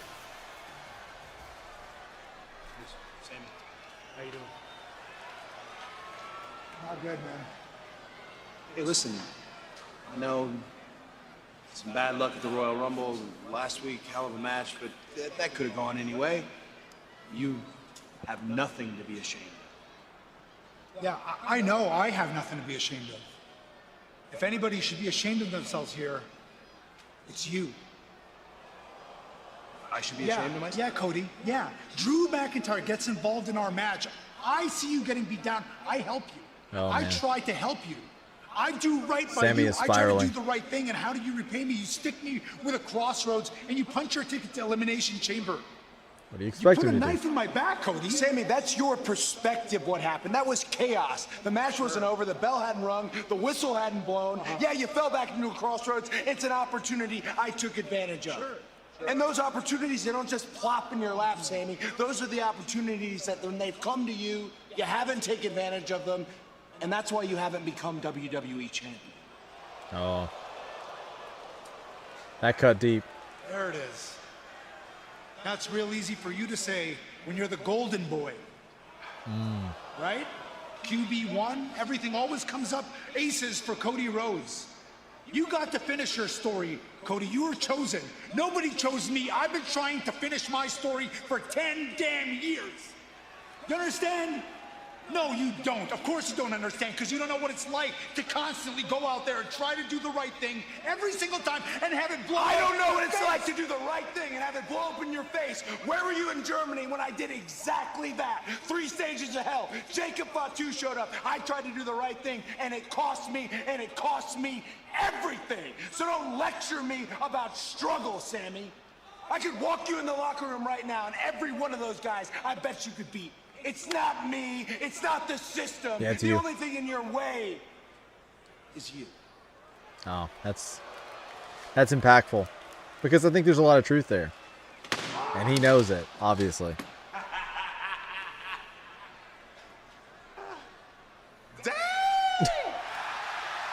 There you go, Johnny 98. With friends like Cody Rhodes, Trick's who are here. his enemies. I tell you what, big dog. Let me give you some advice. I'm gonna do something tonight that you couldn't do. Let's get the job done. Let's talk about it.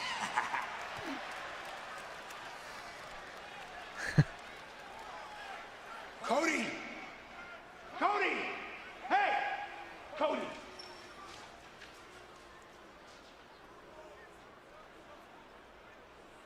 Look, I'm sorry, okay? It's fine. I'm sorry. I'm not doing great, okay? But you're right. You're right about everything Well, you no said. walking back. Is that what you meant? You're going to become WWE champion again. It's a matter of when, not if. Everybody knows it, okay? This time around, just remember that you had a little help along the way. Okay? I don't forget.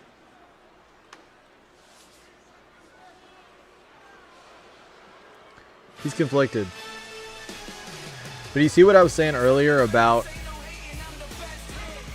Jacob, Drew, Cody, and now Sammy? They're like orbiting each other.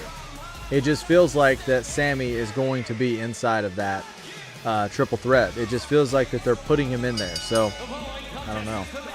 We'll see, but I feel like there's something's going to come of it. Yeah, it was a good segment. Yeah, anytime you have Trick, it's going to be good.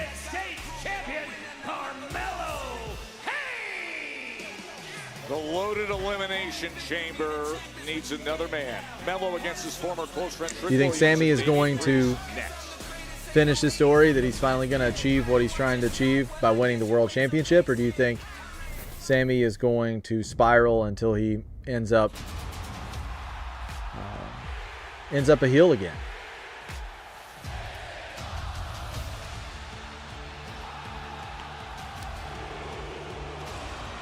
Is there anybody in the chat going to WrestleMania this year in Vegas?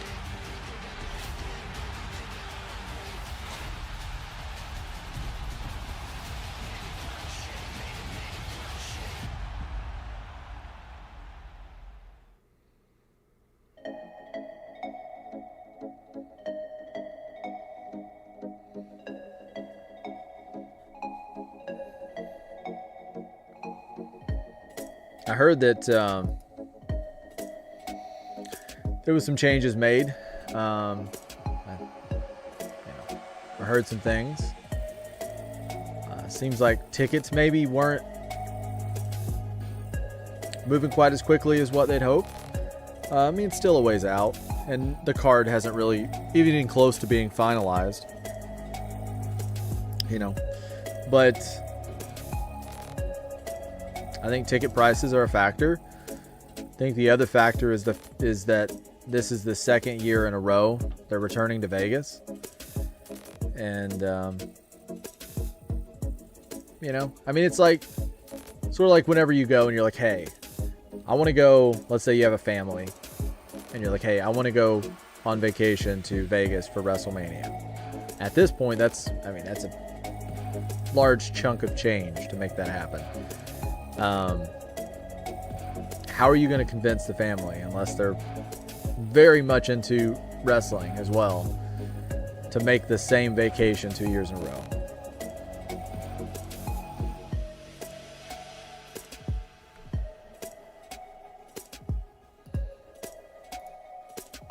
All right, Johnny says, I think if he has an arc where he can take a bit more accountability and realize it's on himself to become champ, then I think it could happen. But Cody was completely right. If not, maybe a heel turn.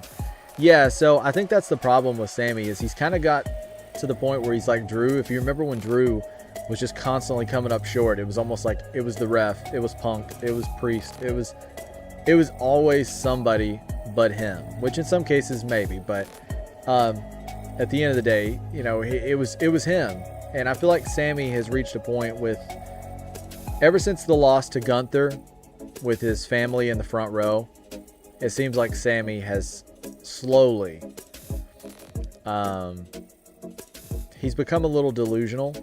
And I think that the fans have maybe figured it out faster than what he has. So, yeah, I think he's losing a little bit of that support, because there's only so many opportunities you can get and not actually, you know, win the big one. So 100% agree. I think he definitely takes some accountability, and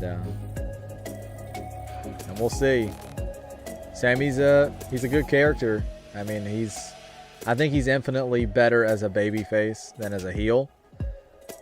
When he was a heel with Kevin Owens, like the first time, oh my gosh, he was insufferable. But yeah, I think it's going to take something to get the fans back in his corner.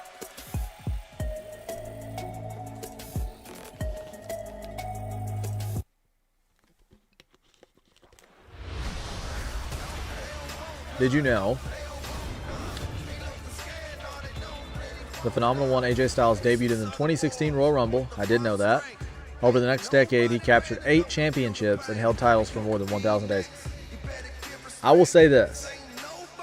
The moment, AJ Styles had so many awesome moments, but the moment when he took the title, the world title, off of Jinder Mahal, it was the moment that I just absolutely lost my mind. I was so excited, because it was when they were doing that brand split, and Jinder was champion out of nowhere, and he was having feuds that were less than exciting, we'll put it that way. And so when AJ finally won that title, I was proud of my champion. Nothing against Jinder, I just didn't enjoy the run.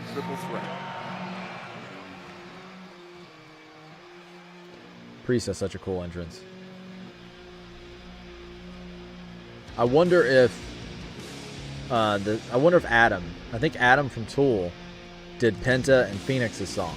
So I'm curious if he also did the entrance theme for Priest, because it sounds very metal, very hard rock. And I am one of those people that is of the opinion that Judgment Day's theme should have never changed from The Other Side by Alter Bridge. Alter Bridge is like the theme for Judgment Day. So WWE, bring it back. Wade, you've brought this up a few times for other superstars. When you know what it's like to hold gold at WrestleMania, you're even more desperate to have that feeling again. Yeah, so if you've never been to the top of the mountain, and so Alistair and Randy must be the I'm thinking that's the main event tonight. Is that right? When you've been to the top of the mountain like Damian Priest has as a former world heavyweight champion, you expect, because we've seen there. Suddenly your most of the card, right? At least in your mind has changed forever. So I promise you, since losing that world heavyweight championship last year, Damian Priest has been on a tear, on a mission to get back to the very top. Had it here. Okay. Right now, just Yeah, like so we've everyone else in this seen. match, he is 2 wins So this is the away triple threat. from blocking Very excited for himself this a one. World Championship match We still have Rhea and at Julia. WrestleMania. It's in a non-title match, but we still have that one. So I guess we have Randy and Alistair, the triple threat, and then Rhea, Julia.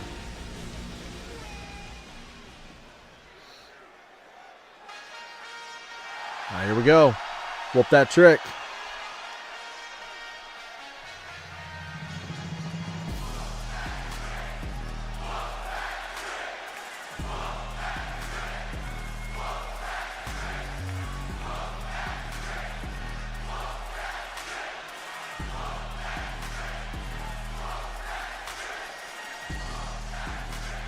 Johnny says, I like Priest a lot. When he first was on the main roster, when he pinned people, he would throw up the rock and roll devil horns while he did, and I've listened to the other side so many times. So catchy.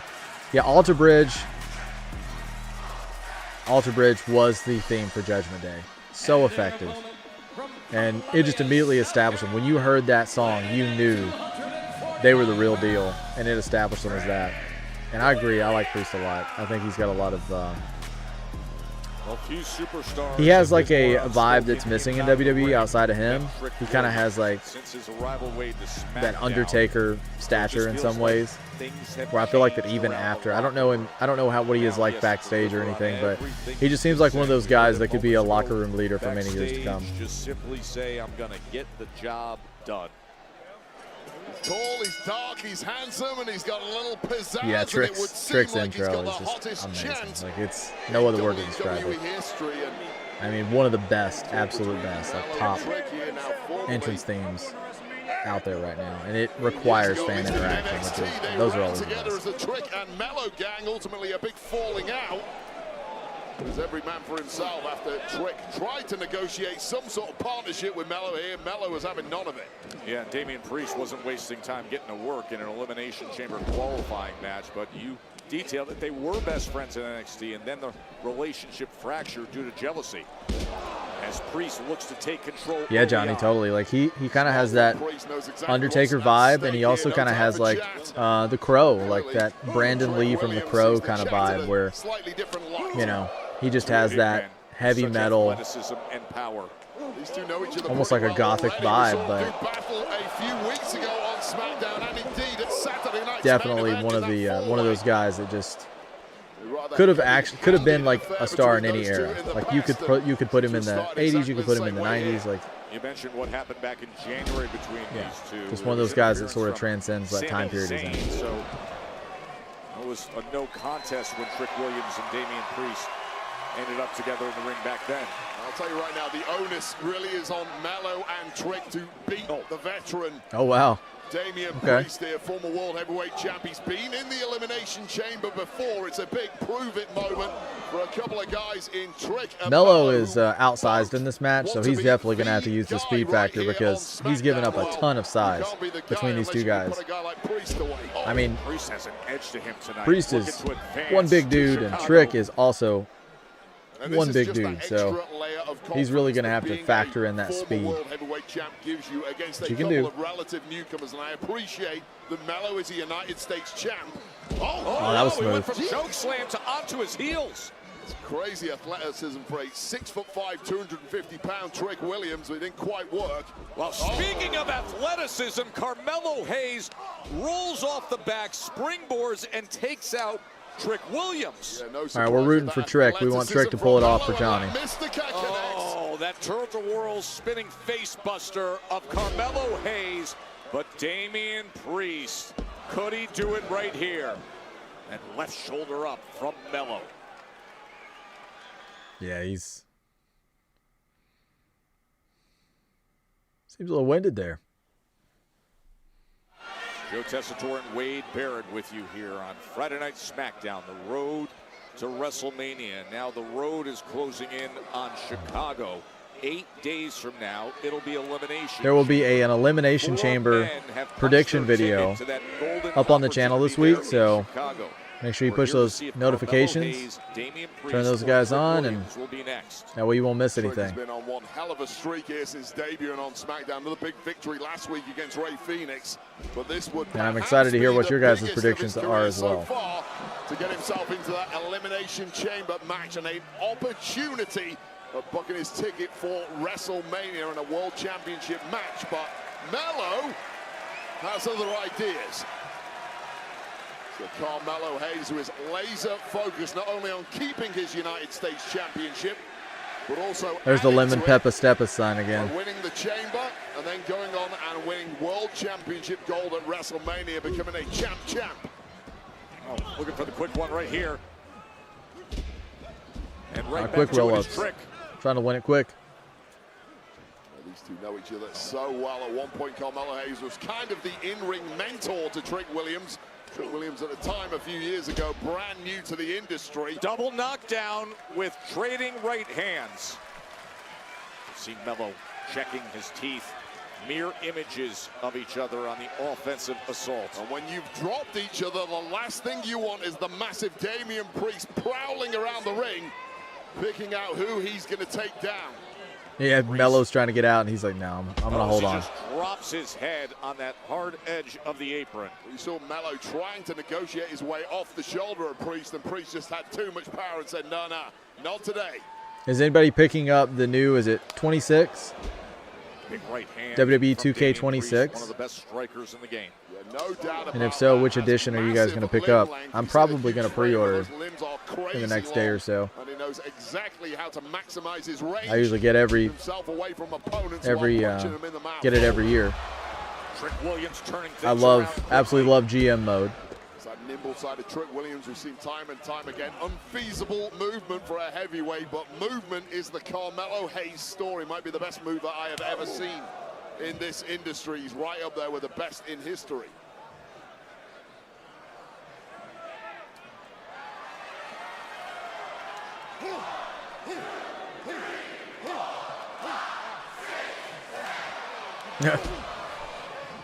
Got all the way to 7.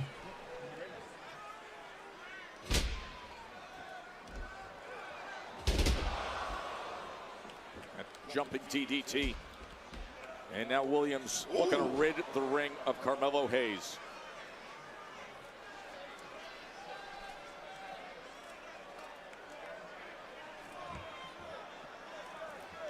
What a great I like that shot from the entrance wrap. You kind of get the viewpoint of the performers as they're the superstars as they're making their way to the ring. Trick Williams and Damian Priest in the ring right now, and the triple threat is Carmelo Hayes, the United States champion, now enters the fray. Springboard and delivers.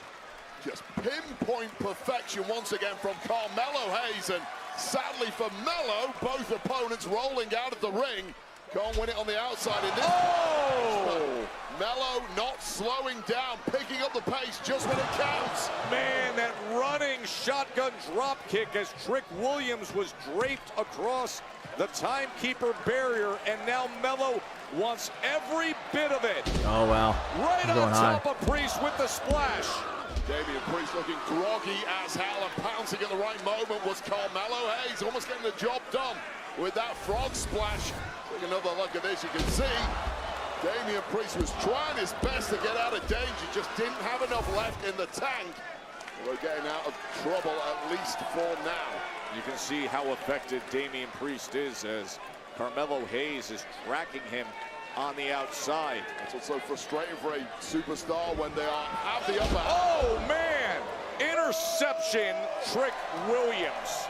Unique swinging leg there, just about catching Carmelo Hayes as Carmelo was hitting top gear. And you can hear the crowd. They're really behind Trick here. Whoop that Trick. As Trick Williams, the Uranagi, and into the hook of the leg. That was smooth. Once again, you can see Carmelo trying his best to evade that move, but Trick was having none of it. Took a second bite of that bookend, it connected. Carmelo Hayes in big trouble here. The self-boasting, most entertaining, most athletic, most dangerous man in the business is trying to showcase everything he's about. While grown folk talking. He will draw non-stop in the ring, as you heard moments ago, and now Mello. Oh, he followed him right. He knew what was coming. There's a little surprise attack there from Trick Williams, and uh-oh. Watch out! Oh, man. Crash out right on the table. Oh, right into the front of the desk. The desk is absolutely trashed. Imagine what the ribs of Damian Priest feel like. But now Trick spots victory coming.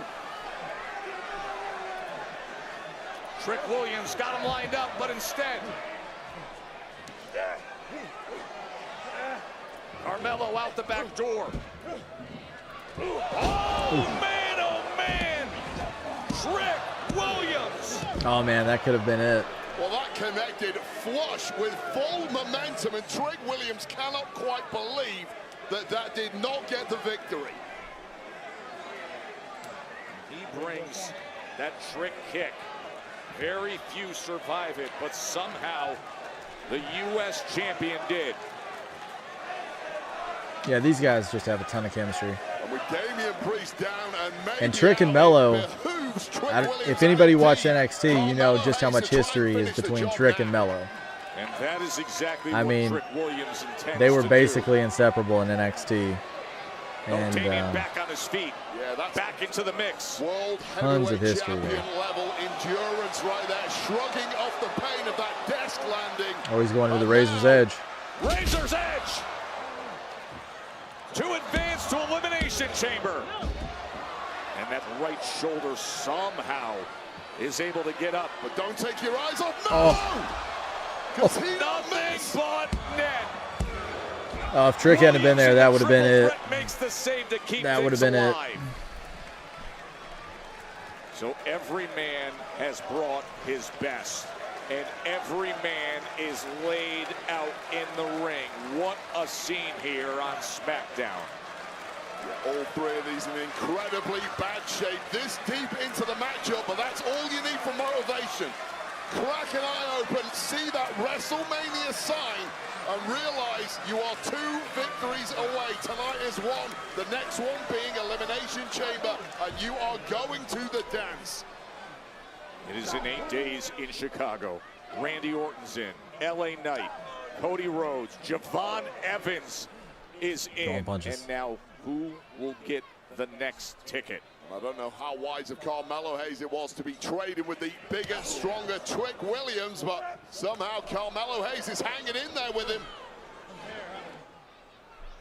Oh, Priest, 2 massive kicks, the knee, the spinning effort, and now the striking Priest is giving him all the kicks. Damian Priest. Mentioned it earlier, one of the best strikers in the game. Oh!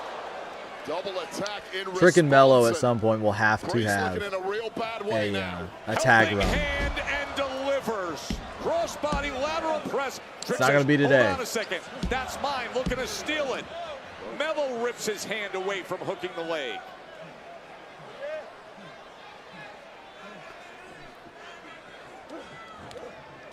You don't get freebies when it comes to the Elimination Chamber and an opportunity at WrestleMania.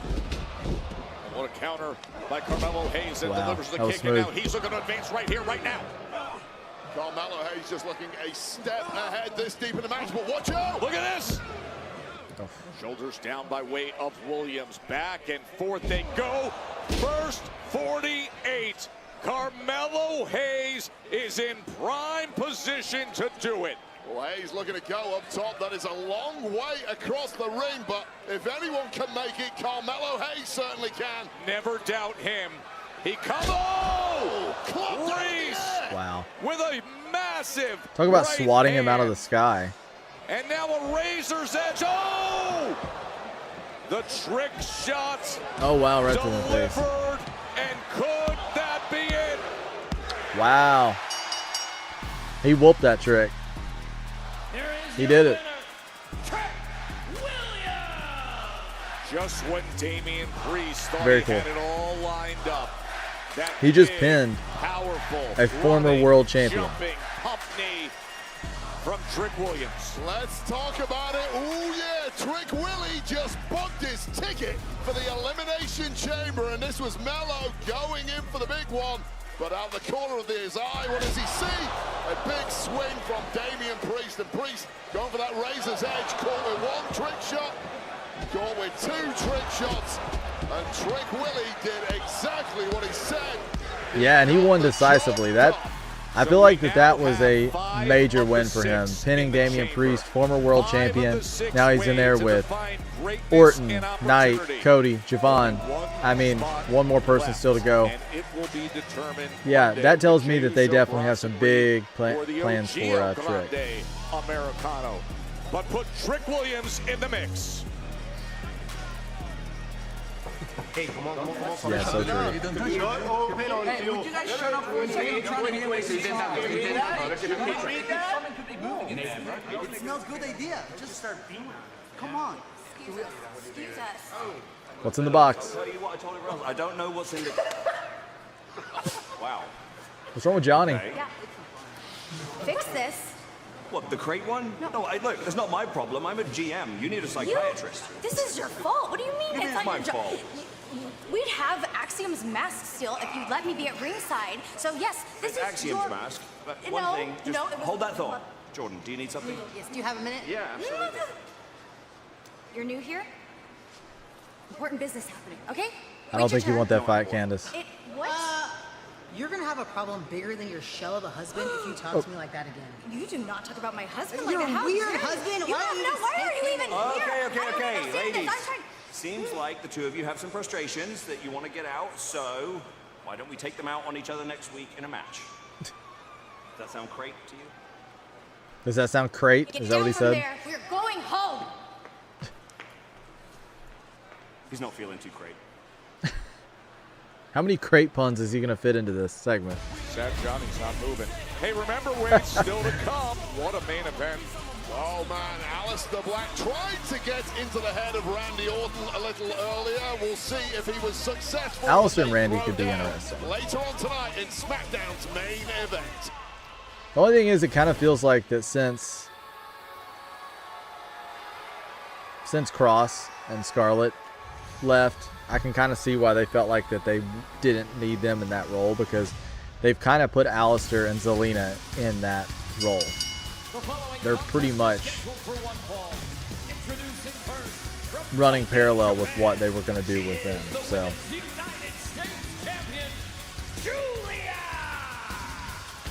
She was so heated a week ago, and it centered on an exchange with Io and Rhea, and now the U.S. champion gets Rhea face-to-face. Not title match, but with a lot behind it next. I feel like Julia and Io A phenomenal would be celebration takes an place. insanely good We will match. pay tribute to Like on a AJ big Styles, stage. one of the all-time greats in the wrestling ring.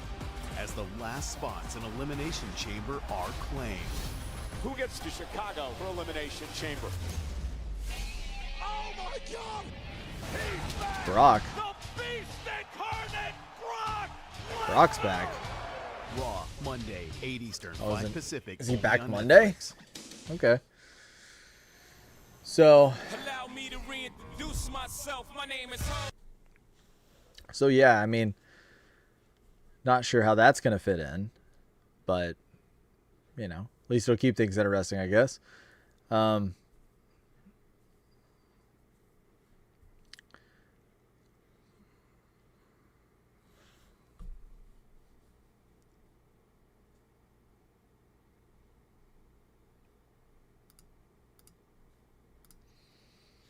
All right, Johnny says, I'm a GM. You need a psychologist. Rude but funny. Yeah.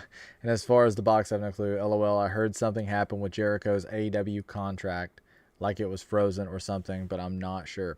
I heard that too. I expected him to be in the Rumble because there was a lot of talk leading up to the Rumble, and I thought that that might have been the time that he debuted or that he returned.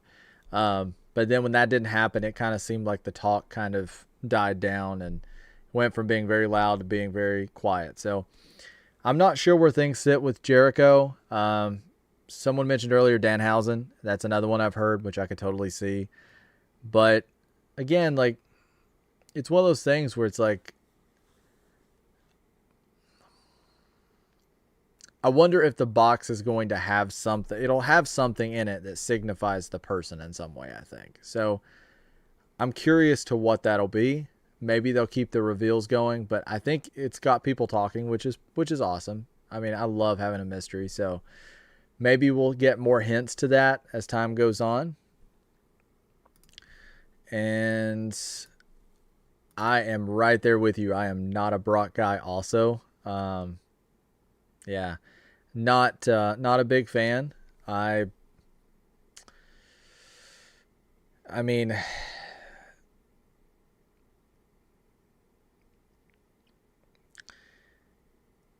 I think that it's kind of like with Brock is kind of like, it's kind of like McDonald's, right? Like when you go to McDonald's, you know what you're going to get. And with Brock, you kind of know what you're going to get. So if you don't want that particular thing that he can deliver, you know that you're not going to enjoy, because that's exactly what you're going to get. You're going to get suplex, suplex, suplex, suplex,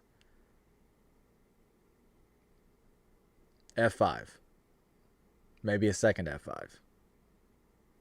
So that's probably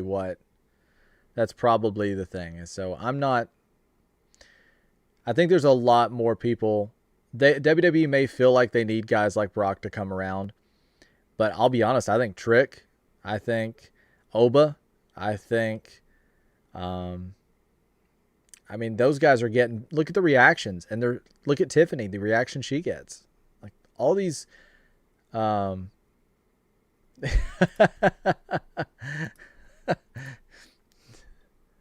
that's amazing. Yeah, it's true. It ain't good for you, but people love it. That's 100% accurate. So, yeah, I think that's Brock. But I don't think they need Brock anymore. I think that they may feel like they need Brock for ticket sales, but they don't. I think that we're past needing Brock for ticket sales. AXS.com. One. Yes. Get up. We're done. Stop. Oh. You back?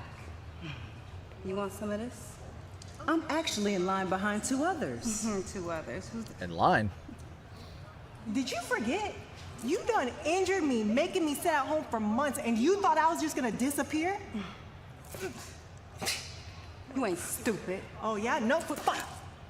I actually think it's better if she doesn't see it coming. You're right. I wasn't gonna hit her. I just want to see her scared. It's better if we bruise that ego, hurt that pride, take that title, and then she don't gotta worry about WrestleMania. Whatever. Nation with that kendo. Julia was enraged. Kind of curious that they're Came up short in her using elimination B-Fab chamber and Mia qualifier. Yim, Alexa Bliss won that. or Michin in that way.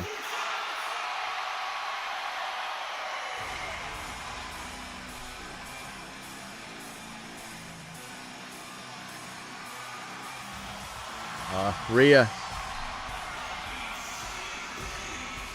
Yeah, Johnny says, yeah, push Trick, Oba, Javon, Braun, guys like that. Yeah, having Brock, I feel like is unnecessary. There's plenty of other guys could be filling his spot. I mean, push Kit instead of Brock. Yeah, I mean, I think that's the thing, is they've reached a really good space where I think back when I used to love the black and gold brand of NXT, I thought that was like my era. I love black and gold. But it was mostly made up of like guys that had been all over the world, like a Finn or a Kevin Owens or a Sami Zayn or Cesaro. And those guys they were well established. And then whenever I was very disappointed when they shifted from that type of show to NXT 2.0 and they had all of these up and coming people and you really didn't know a whole lot of anybody except like Roderick Strong or something when he was doing like Diamond Mine.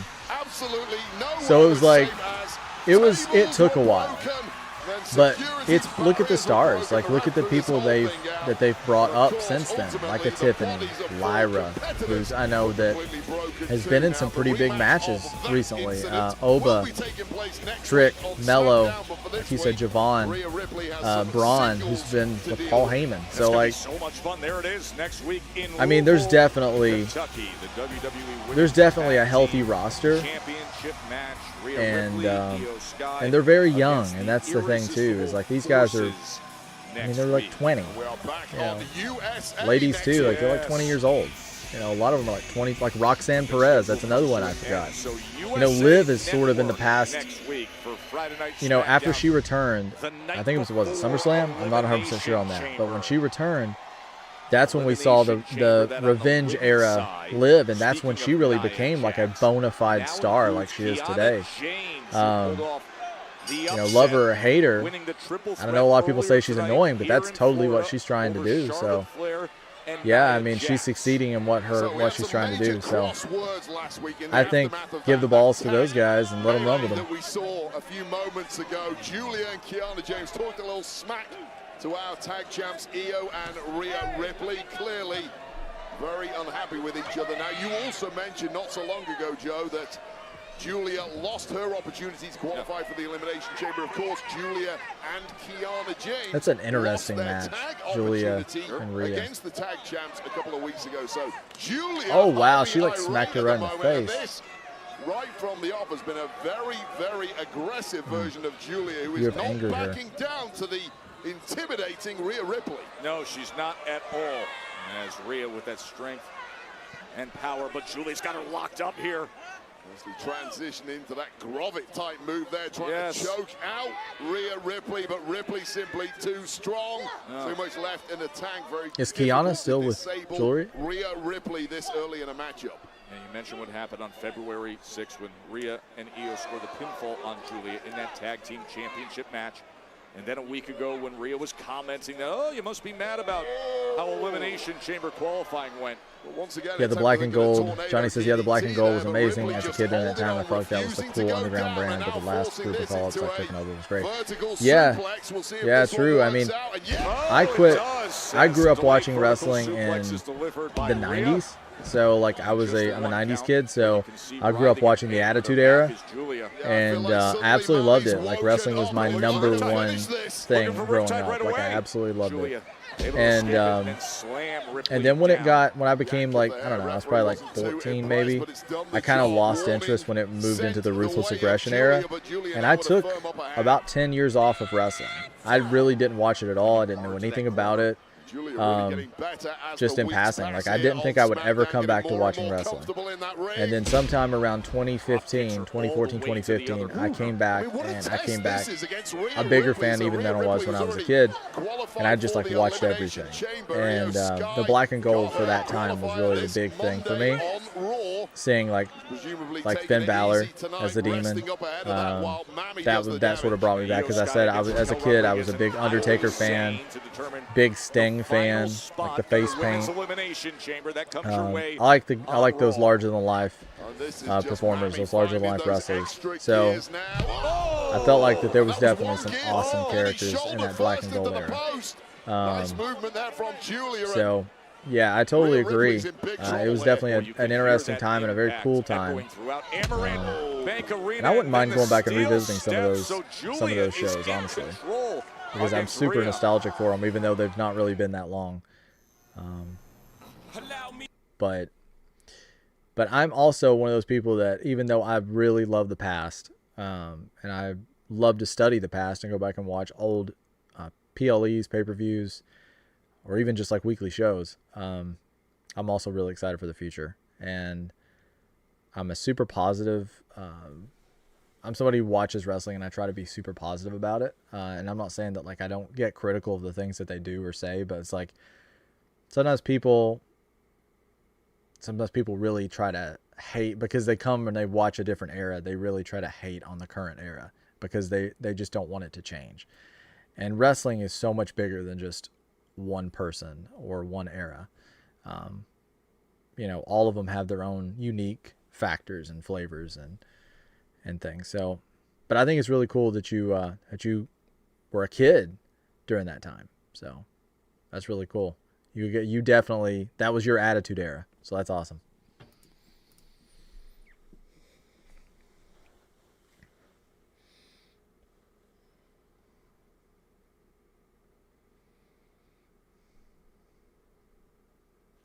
I need to get on the WWE shop. It's been a minute.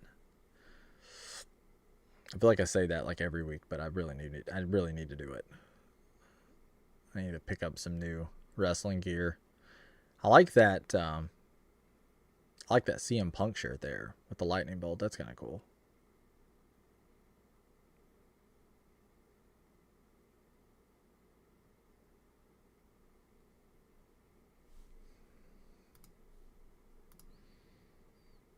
Yeah, Johnny says, "Oh, I totally agree.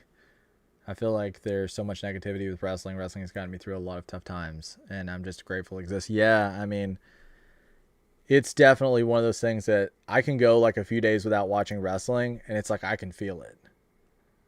I mean, oh no, you're good, Johnny. Yeah, I can feel it. Like I can go a couple of days, and I'm like, gosh, like, why don't I feel great? Well, it's because I've not watched wrestling in a couple of days. Like it really is something that has improved my confidence so much. I don't know that I would be able to go live. I don't know that I would be able to go on here and express myself the way I do if it weren't for the fact that I grew up watching wrestling and really respected their craft and what they do and what they bring to the table. And a lot of them were like superheroes to me growing up. So it definitely does a lot for me. And I'm happy to hear that it does a lot for you also. It's a passion that I don't ever plan on not watching wrestling. So it's something that's going to be a lifelong thing. It's going to be a lifelong pursuit for me. So other things I like come and go in seasons, but wrestling is something that it just stays.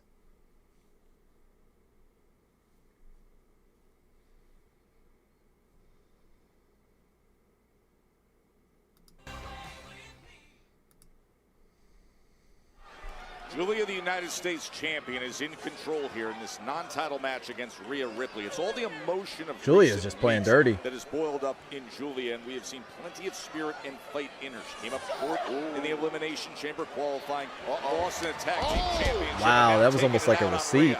That was like right under Julia's chin. Rhea Ripley just about getting a hand up and blocking it in the nick of time, and Ripley has been taken to task tonight by Julia. It may have caught the shoulder a little bit too, but she immediately grabbed it.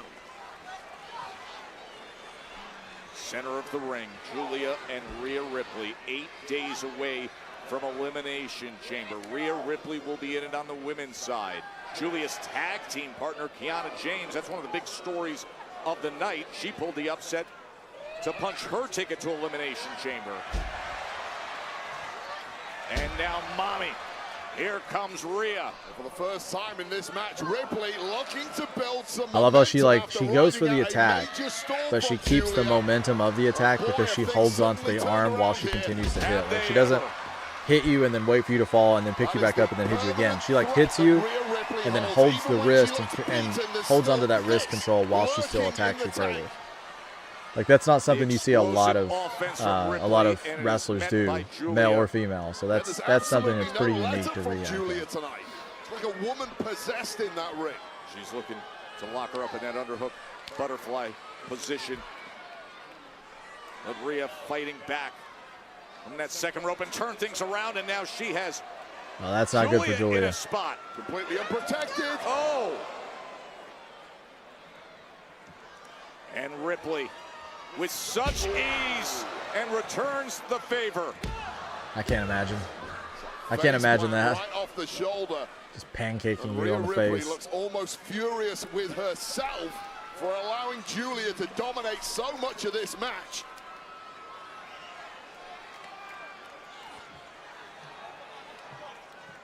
And this could be it now. Oh, Joe. she's going for Riptide, Wade.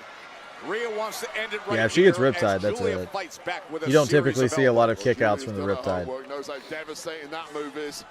Needs something in reply, and that'll do it. That's exactly what she looks to get here. And a Riva Dirty knee. A Riva Dirty knee. They say a Riva Dirty knee, but I always want it to be a Neva Dirty. Because it is a knee. Julia again, absolutely no let up. Could be a Northern Lights bomb right here, but instead, the headbutt from Rhea Ripley. And quickly into position. Oh, Nia. What are you doing, Nia? Nia Jax has arrived. Are you going to try and... As has Lash legend Remember what's going down next week in Louisville. The irresistible forces sending a major message now to 50% of the women's tag champs. Rhea Ripley. Where's Io? There we go. Backup is on his way. I was like, Io's taking a while.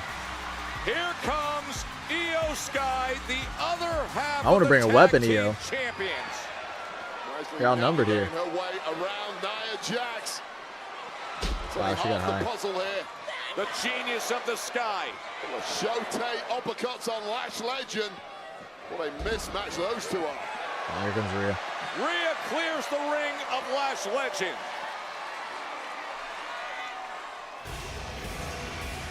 But their arrival put an end to I have a question for everybody. So they will meet with the tag team champions. it seems like you got okay. So Nia, we've known for many, many years as a singles competitor. Okay, one more second. Impressive showing tonight. You know, I've had my eye on you, and you are a WrestleMania main event. I won't forget the waiting to question. I've happen. pinned it in And my brain. As the locker room leader, the man filling the void that John Cena left, it is my responsibility to get the next generation ready. Oh, really? And how are you going to do that? I'm glad you asked. My 3 core values: master, inspire, zone in, master the class. Inspire to be better than everybody else, and when the pressure hits, zone in and be undeniable. I could show you the ropes. Words that everybody should live by, I think, and right? out to get you where you need to be. Oh, really? Yeah. You can show me the ropes? Yeah. Okay. How about you show me the ropes next week? Perfect. Right? Yeah. I'll go talk to Aldis about it. Awesome. You're gonna regret that, Miz. Wait, why is he talking to... Wait, no, not a match! Not a match! Poor Miz. Zone in 2 words. Yeah, so the question I was asking is, you see like a Lash Legend, and you see she's just debuting. She's kind of being introduced to the roster. We know Nia. Nia's been around for a long time. We know her as a singles competitor. Rhea and Io both been around a while, but we know them primarily as singles competitors. I feel like that both of those teams fit pretty well. So my question is there 2 people on the roster, could be a female, could be females, could be males, however, is there 2 people on the roster that if you had the pencil, that if you were booking the show, that if you were putting this together, that you feel like would make a great team? And the reason why I'm asking this is because one of the things that's always fascinated me is oddball teams, like people that you don't think would go well together, but go really, really well together, that complement each other in some way. When I think about like teams in that way in recent years, there's a few that come to mind. Sometimes it doesn't hit, right? Like you see it and you're thinking, I know what they're trying to do here, but I'm not sure it's quite landing. Is there any teams that you would put together? Like, is there 2 people that you think would just perfect? They would just maybe not feel perfect, or on paper you would think would be perfect, but you know that when you put them on screen together and you put them in the ring together, that they would complement each other and they would make interesting stories and be a legitimate team. So I'm going to think a little bit of that. I'm going to think about that a little bit for myself as well. But I think about stuff like that all the time. And and also think about like team names. Like if you put a team together, that's kind of difficult, right? You have to think of 2 people that go together. But then even more so is like, for me, once you become a team, I want the team name. I want the gear to start looking a little similar. And I really want it to feel like a cohesive unit. So there's definitely a few instances recently where I feel like that they've been onto something.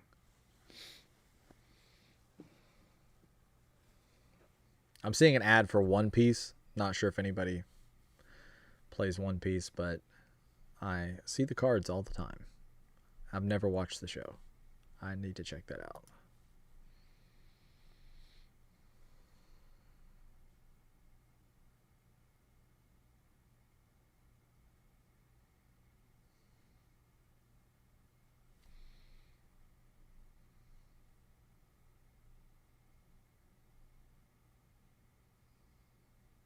Tonight only up to 60% off President's Day sale. So there is a sale tonight.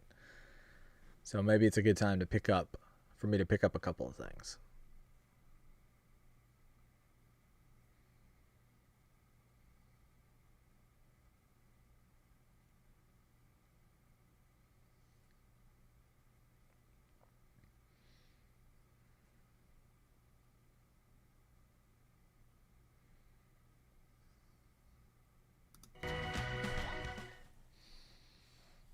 Hey, Sunday night, watch the Royal Rumble. Catch all the action. The road to WrestleMania underway. The full Royal Rumble broadcast Sunday night on standard, regular ESPN, not the app. Lineal, big ESPN, 8 Eastern, 5 Pacific. The Royal Rumble on ESPN.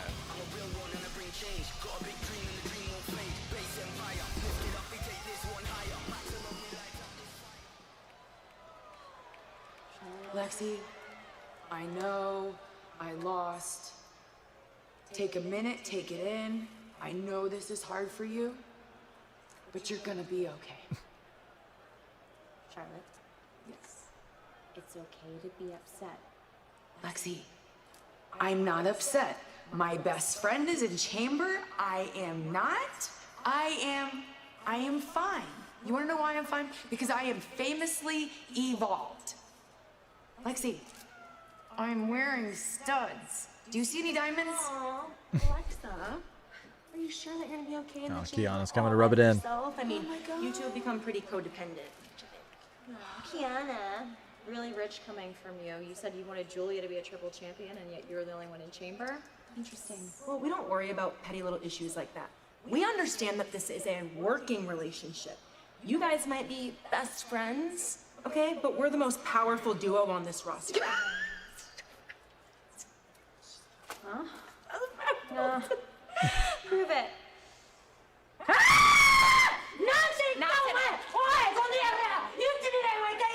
That was terrifying. I'm fine. I'm fine. I'm fine. Thought you were coming with me.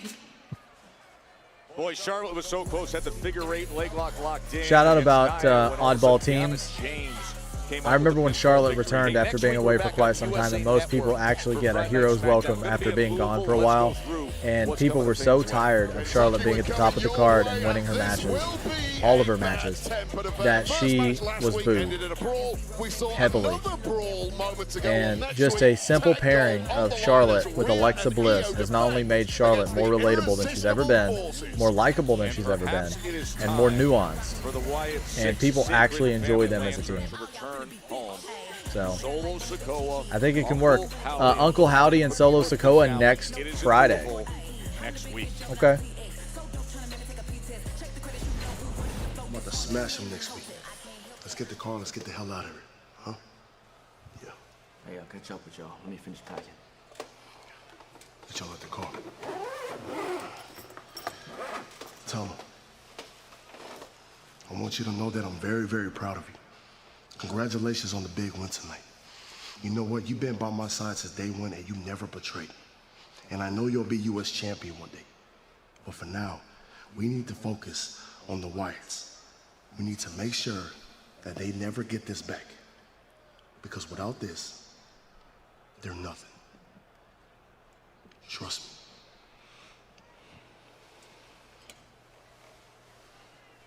me. Interesting. Nandayo. What do you want? それでいいのか Are you proud of yourself? 一人で戦えよ Will you always be in Soul's shadow? Soul has led you into a war where you are nothing more than a soldier. You've been held back from becoming your own man. I've always been my own man. だったら prove it. Next time you compete, leave your family tree in the forest. Let's find out what Tamatonga is truly capable of. 本物のタマトンガ見せろ。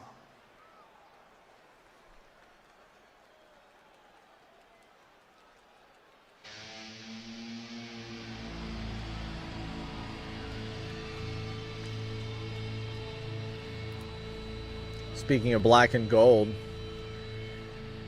this entrance is very black and gold.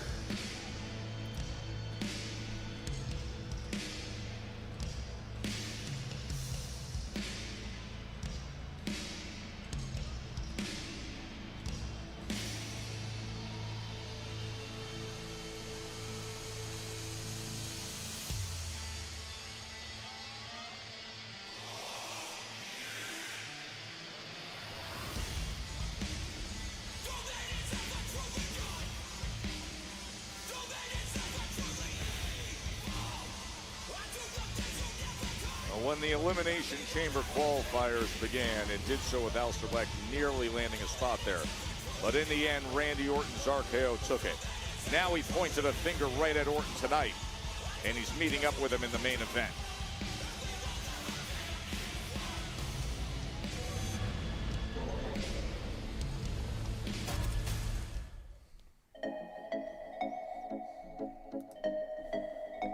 So Aleister and Randy, what do we think is going to happen here?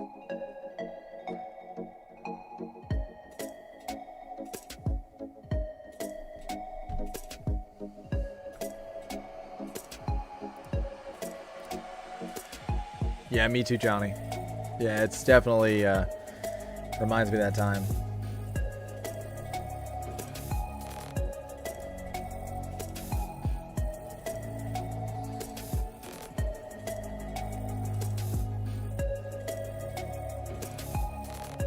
Yeah, Randy probably. With that opportunity in the chamber, it's probably going to be the direction that they take with that. And he just had that really personal feud with Aleister did. He just had that really personal feud with Priest. So,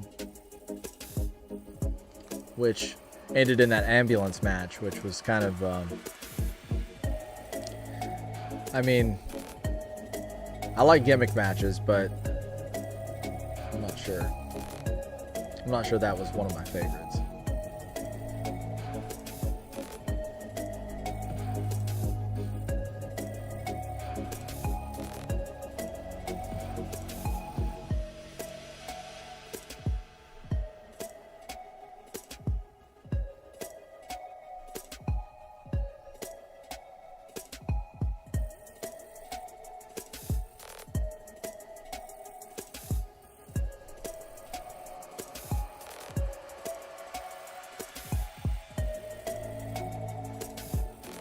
So next Saturday, I will be live for Elimination Chamber. So if you guys want a place to chat wrestling, I will be here and we can chat wrestling. And we will talk throughout Elimination Chamber and we will uncover the mystery of what's in the box together.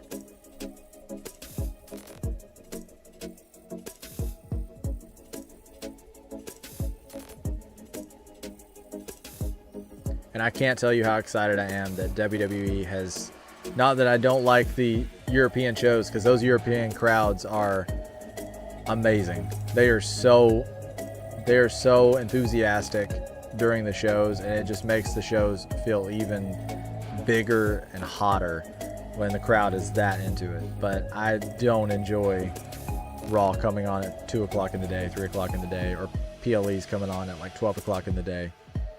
So I'm happy that we're going into Elimination Chamber. It's in Chicago. And we are going to be on at 7 o'clock.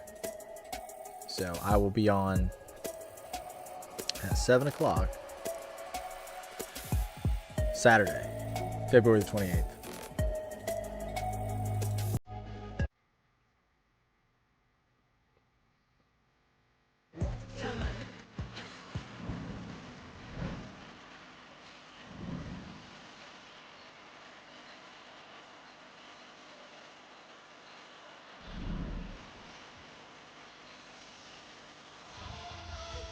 Speaking of Elimination Chamber, a couple of weeks ago, Aleister Black waiting just missed landing a black mass on Randy Orton that likely would have gotten him to Chicago. Zelina's fully embraced this evil version of herself, this spooky version of herself.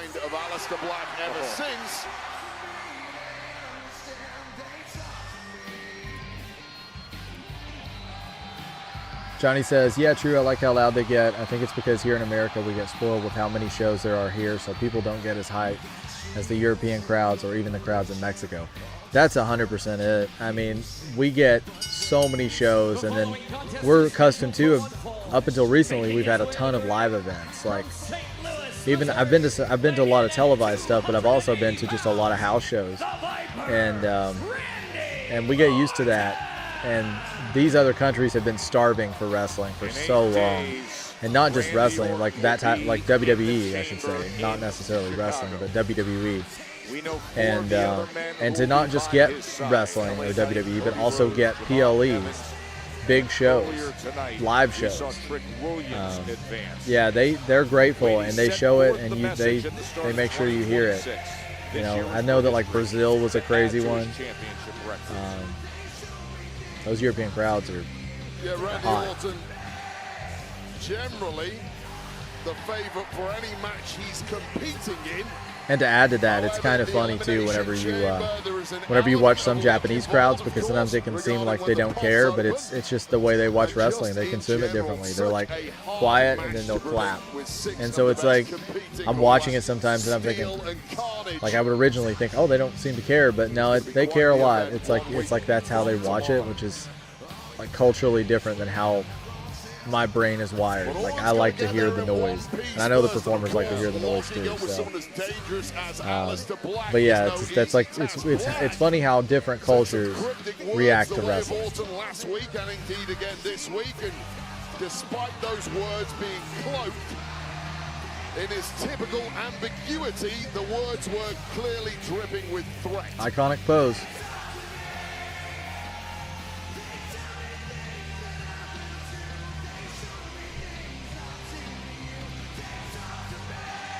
Oh, very cool. So, Johnny watches AAA. They get pretty into it in Mexico. They love Ludwig's Grande Americano bit, but yeah, they get louder than us. I feel they do, yeah. And it's funny how in America, I think the El Grande Americano with Gable is more over than the Ludwig version, but in Mexico the Ludwig version is more over. So that's interesting too. I can't wait to see the eventual showdown between the El Grande Americanos. Two different characters. They play it very differently, but it's interesting. You've got to be careful stirring up a viper's nest, and now Aleister Black is the one who's put himself in major danger in my eyes. Well, the appreciation from this crowd here, chanting Randy, Randy, right on the opening bell. 11,400 plus here at the home for the Stanley Cup. Oh, he's doing the pose. Panthers. And I have a friend who, that was interesting. That was cool. I have a friend who is a huge Randy Orton fan. That's his favorite wrestler. And Randy wrestles like that old school style, that sort of like that style that's sort of methodical, and every move, like nothing is wasted. Like the movement is very, it's very mapped out. Like everything he does has a purpose, and he sort of has like his moveset is kind of what it is, and it's been that way for a long time. But I'm not a big Randy Orton fan. I don't dislike him, but he's just never been like one of my top guys. But I have a friend who, like, his favorite wrestler is 100% Randy Orton all the time. And I feel like that Randy's been getting more appreciation over the past couple of years, because people are, they're starting to feel like maybe Randy's, I mean, he's become a legend. So, but there's people who I think are starting to appreciate him more.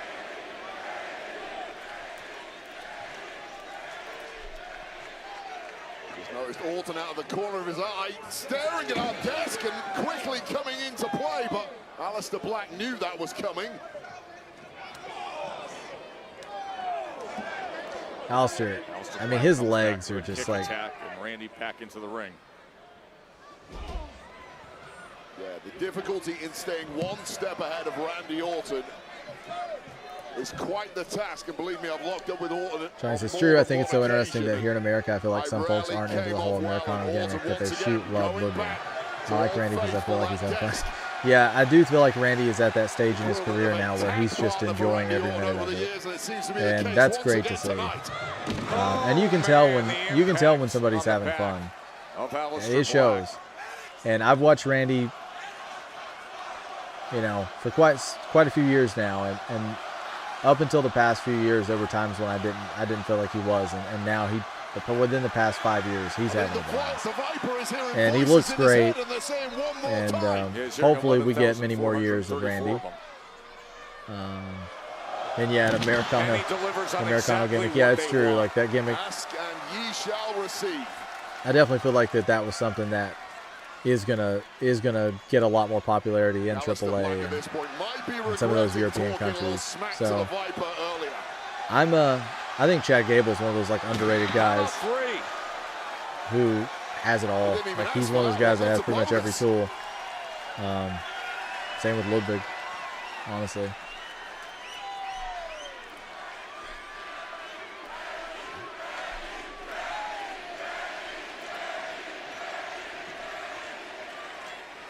Crowd just soaking it in. Breaking the count again just to dole out more. I love when Randy does the table spot.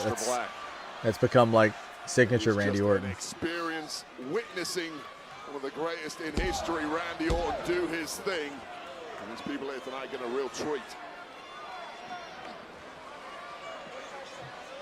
Orton has barely even broken sweat at this point and been completely dominant in the process. Trying to scramble away is Aleister Black, and finally getting some shots in return. He needs every one of those kicks. Oh, is he going to do the non-stop attack?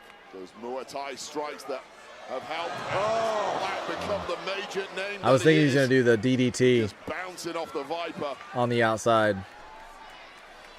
Look at the way his body is draped across that timekeeper barrier. Oh yeah, I got what you meant, Johnny. My bad, I meant this. Shoot, love looking. Yeah, I like when the wrestlers would legit have a good time, and love Chad. He's fantastic.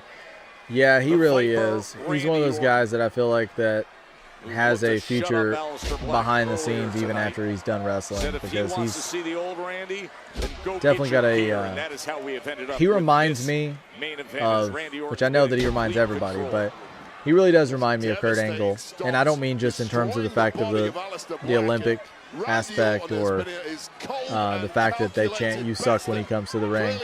He has a lot of that charisma that Kurt Angle had, where he can be usually you're either fully comedic and people think you're a joke and they think that you're funny and you're there to make people laugh, or you're serious and you can't be that funny if you're serious, because then if you're funny then you're not serious anymore and you can't win matches and people can't take you as a threat. So Chad is one of those few guys that is able to be charismatic and funny, but also like he can legit beat you. He could probably legit beat just about anybody. He's credible. He's hilarious, but he's credible. And that's such a difficult balance to strike in WWE, is to be that credible wrestler, but also be comedic and funny and entertaining. And I don't know that there's a whole lot of people who get that better than Kurt did. Kurt got it just about better than anybody, and Chad has adopted that same philosophy. So good. Randy Orton was the first to qualify for Elimination Chamber. Aleister Black came up short. Black challenged him earlier tonight. Randy glad to take it. Remember Monday, the tribute to AJ Styles, one of the greatest to ever do it. He will have his final address to the WWE Universe on Monday Night Raw. Wow, from that suplex attack, still throwing knee shots at every angle. That is the right to the top of the head weight. Crazy skilled feet and knees of Aleister Oh Black. man, I mean that's the thing with Aleister, is those knees are like, I mean they're even more dangerous than his fists. Aleister Black, hook of the leg. So here's the problem when you're in there with someone like an Aleister Black, who's this kind of crossover fighter from the world of Muay Thai and Thai boxing. Nobody trains for this kind of offense in wrestling gyms. So Randy Orton, for all his career, he's taken on the absolute best out there. He's never fought someone with the kind of skill set of an Aleister Black, and that's why when Aleister Black gets a little momentum, there is no way to block these shots for Randy Orton. This is all Johnny says, if I'm not mistaken, Chad and Otis said once they based the characters off of characters from It's Always Sunny in Philly, which I love. Like the character's just totally not self. It's hilarious. Yeah, I think I heard that too, which is that's funny. And also, there was that gimmick. I don't know if you saw the. I think it was Otis that did it. Do you remember the skit that I think it was when Chad and Otis were in, they first started teaming, and they did the skit from Saturday Night Live, which was Chris Farley and Patrick Swayze, where like they're both doing like strip like dances, and then one of them's like wildly out of shape, and then the other one's super in shape. Yeah, that was a funny skit. I think it was on like Halloween too. They dressed up as that, so that was hilarious. But they definitely have a great sense of humor. Trying to figure out the method to the madness of yeah, Aleister Aleister and Zelina are awesome. They really are. Connect with a lot of us mentally. They definitely have great chemistry, so I can see. I always thought when I did before they were paired together on TV, and even some before that, and I saw their interviews and things off screen, I always felt like maybe they were. Like I couldn't picture them as a couple, and now it's like, yeah, it makes total sense. Why Aleister Black is currently targeting such a big fish as Randy Orton. Yeah, that's as big of a notch that you can put on the belt. Randy up to his feet. Yeah, you definitely have to look that up later. You're going to get a really good laugh out of that. It's hilarious. Yeah, for all the strikes in the world, there is simply no accounting for power, and Randy getting that look in his eye. He's wounded, and that is perhaps when the Viper is at his most dangerous. Look at those eyes. That is where danger lurks. Black picks. The ice-cold stare has returned, and I would not want to be he's firing up right now. Randy on the attack. That scoop, snap, power slam. They can sense it.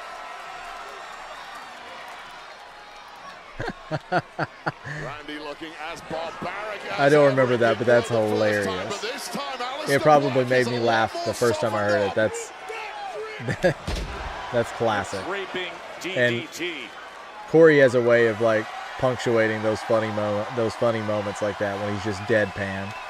But yeah, I mean, Otis is basically like a meme factory. He just cracks me up. You can't help but smile when Otis is on screen.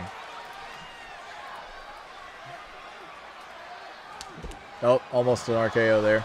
Black able to survive it. Wisely scarpering out of there. I don't know how much is left in Aleister Black, but he better smarten up quick, because in hot pursuit is Randy Orton.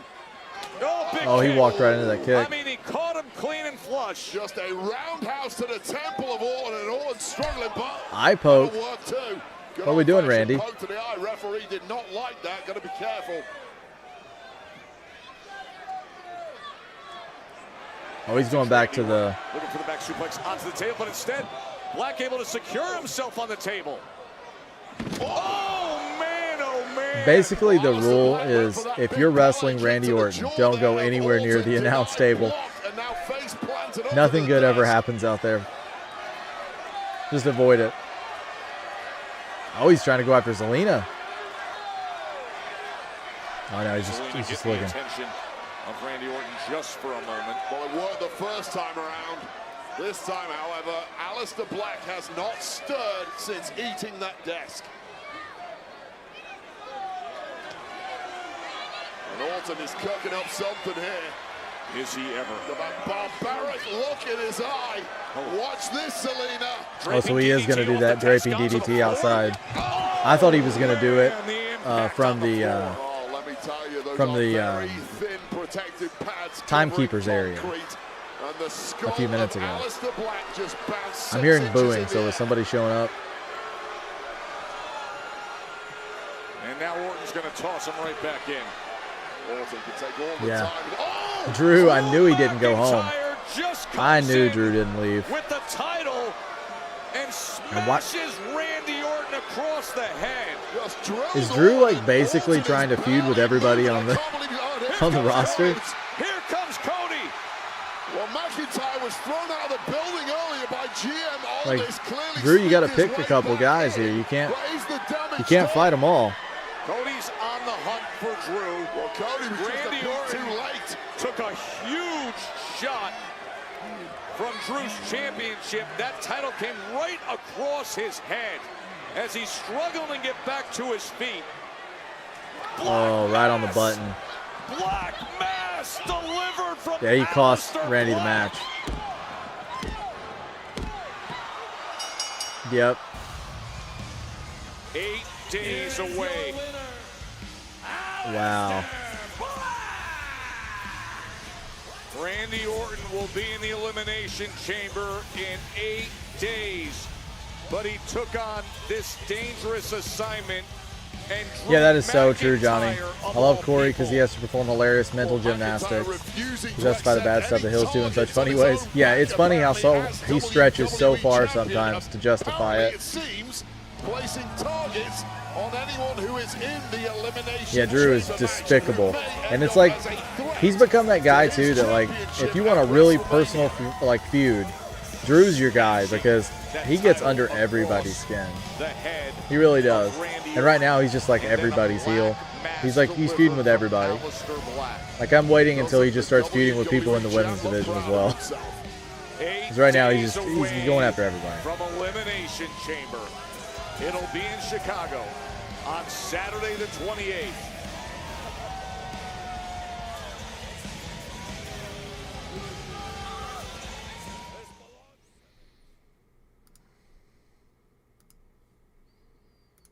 All right, so that was SmackDown. What did everybody think?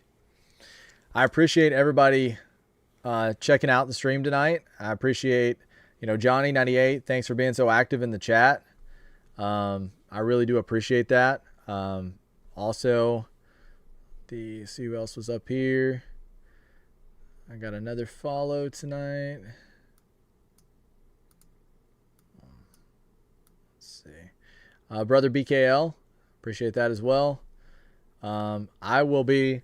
Yeah, it was a good show. It was a fun show. And it actually went by faster than a lot of the shows recently. I think they had better momentum tonight with the storytelling. So normally I'm just a fan of the 2-hour shows, but I actually enjoyed this one a lot.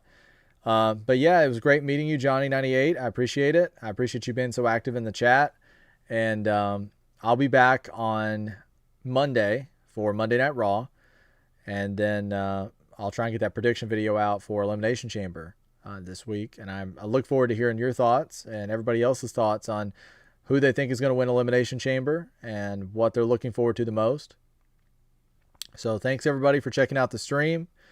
And until next time, keep kicking out.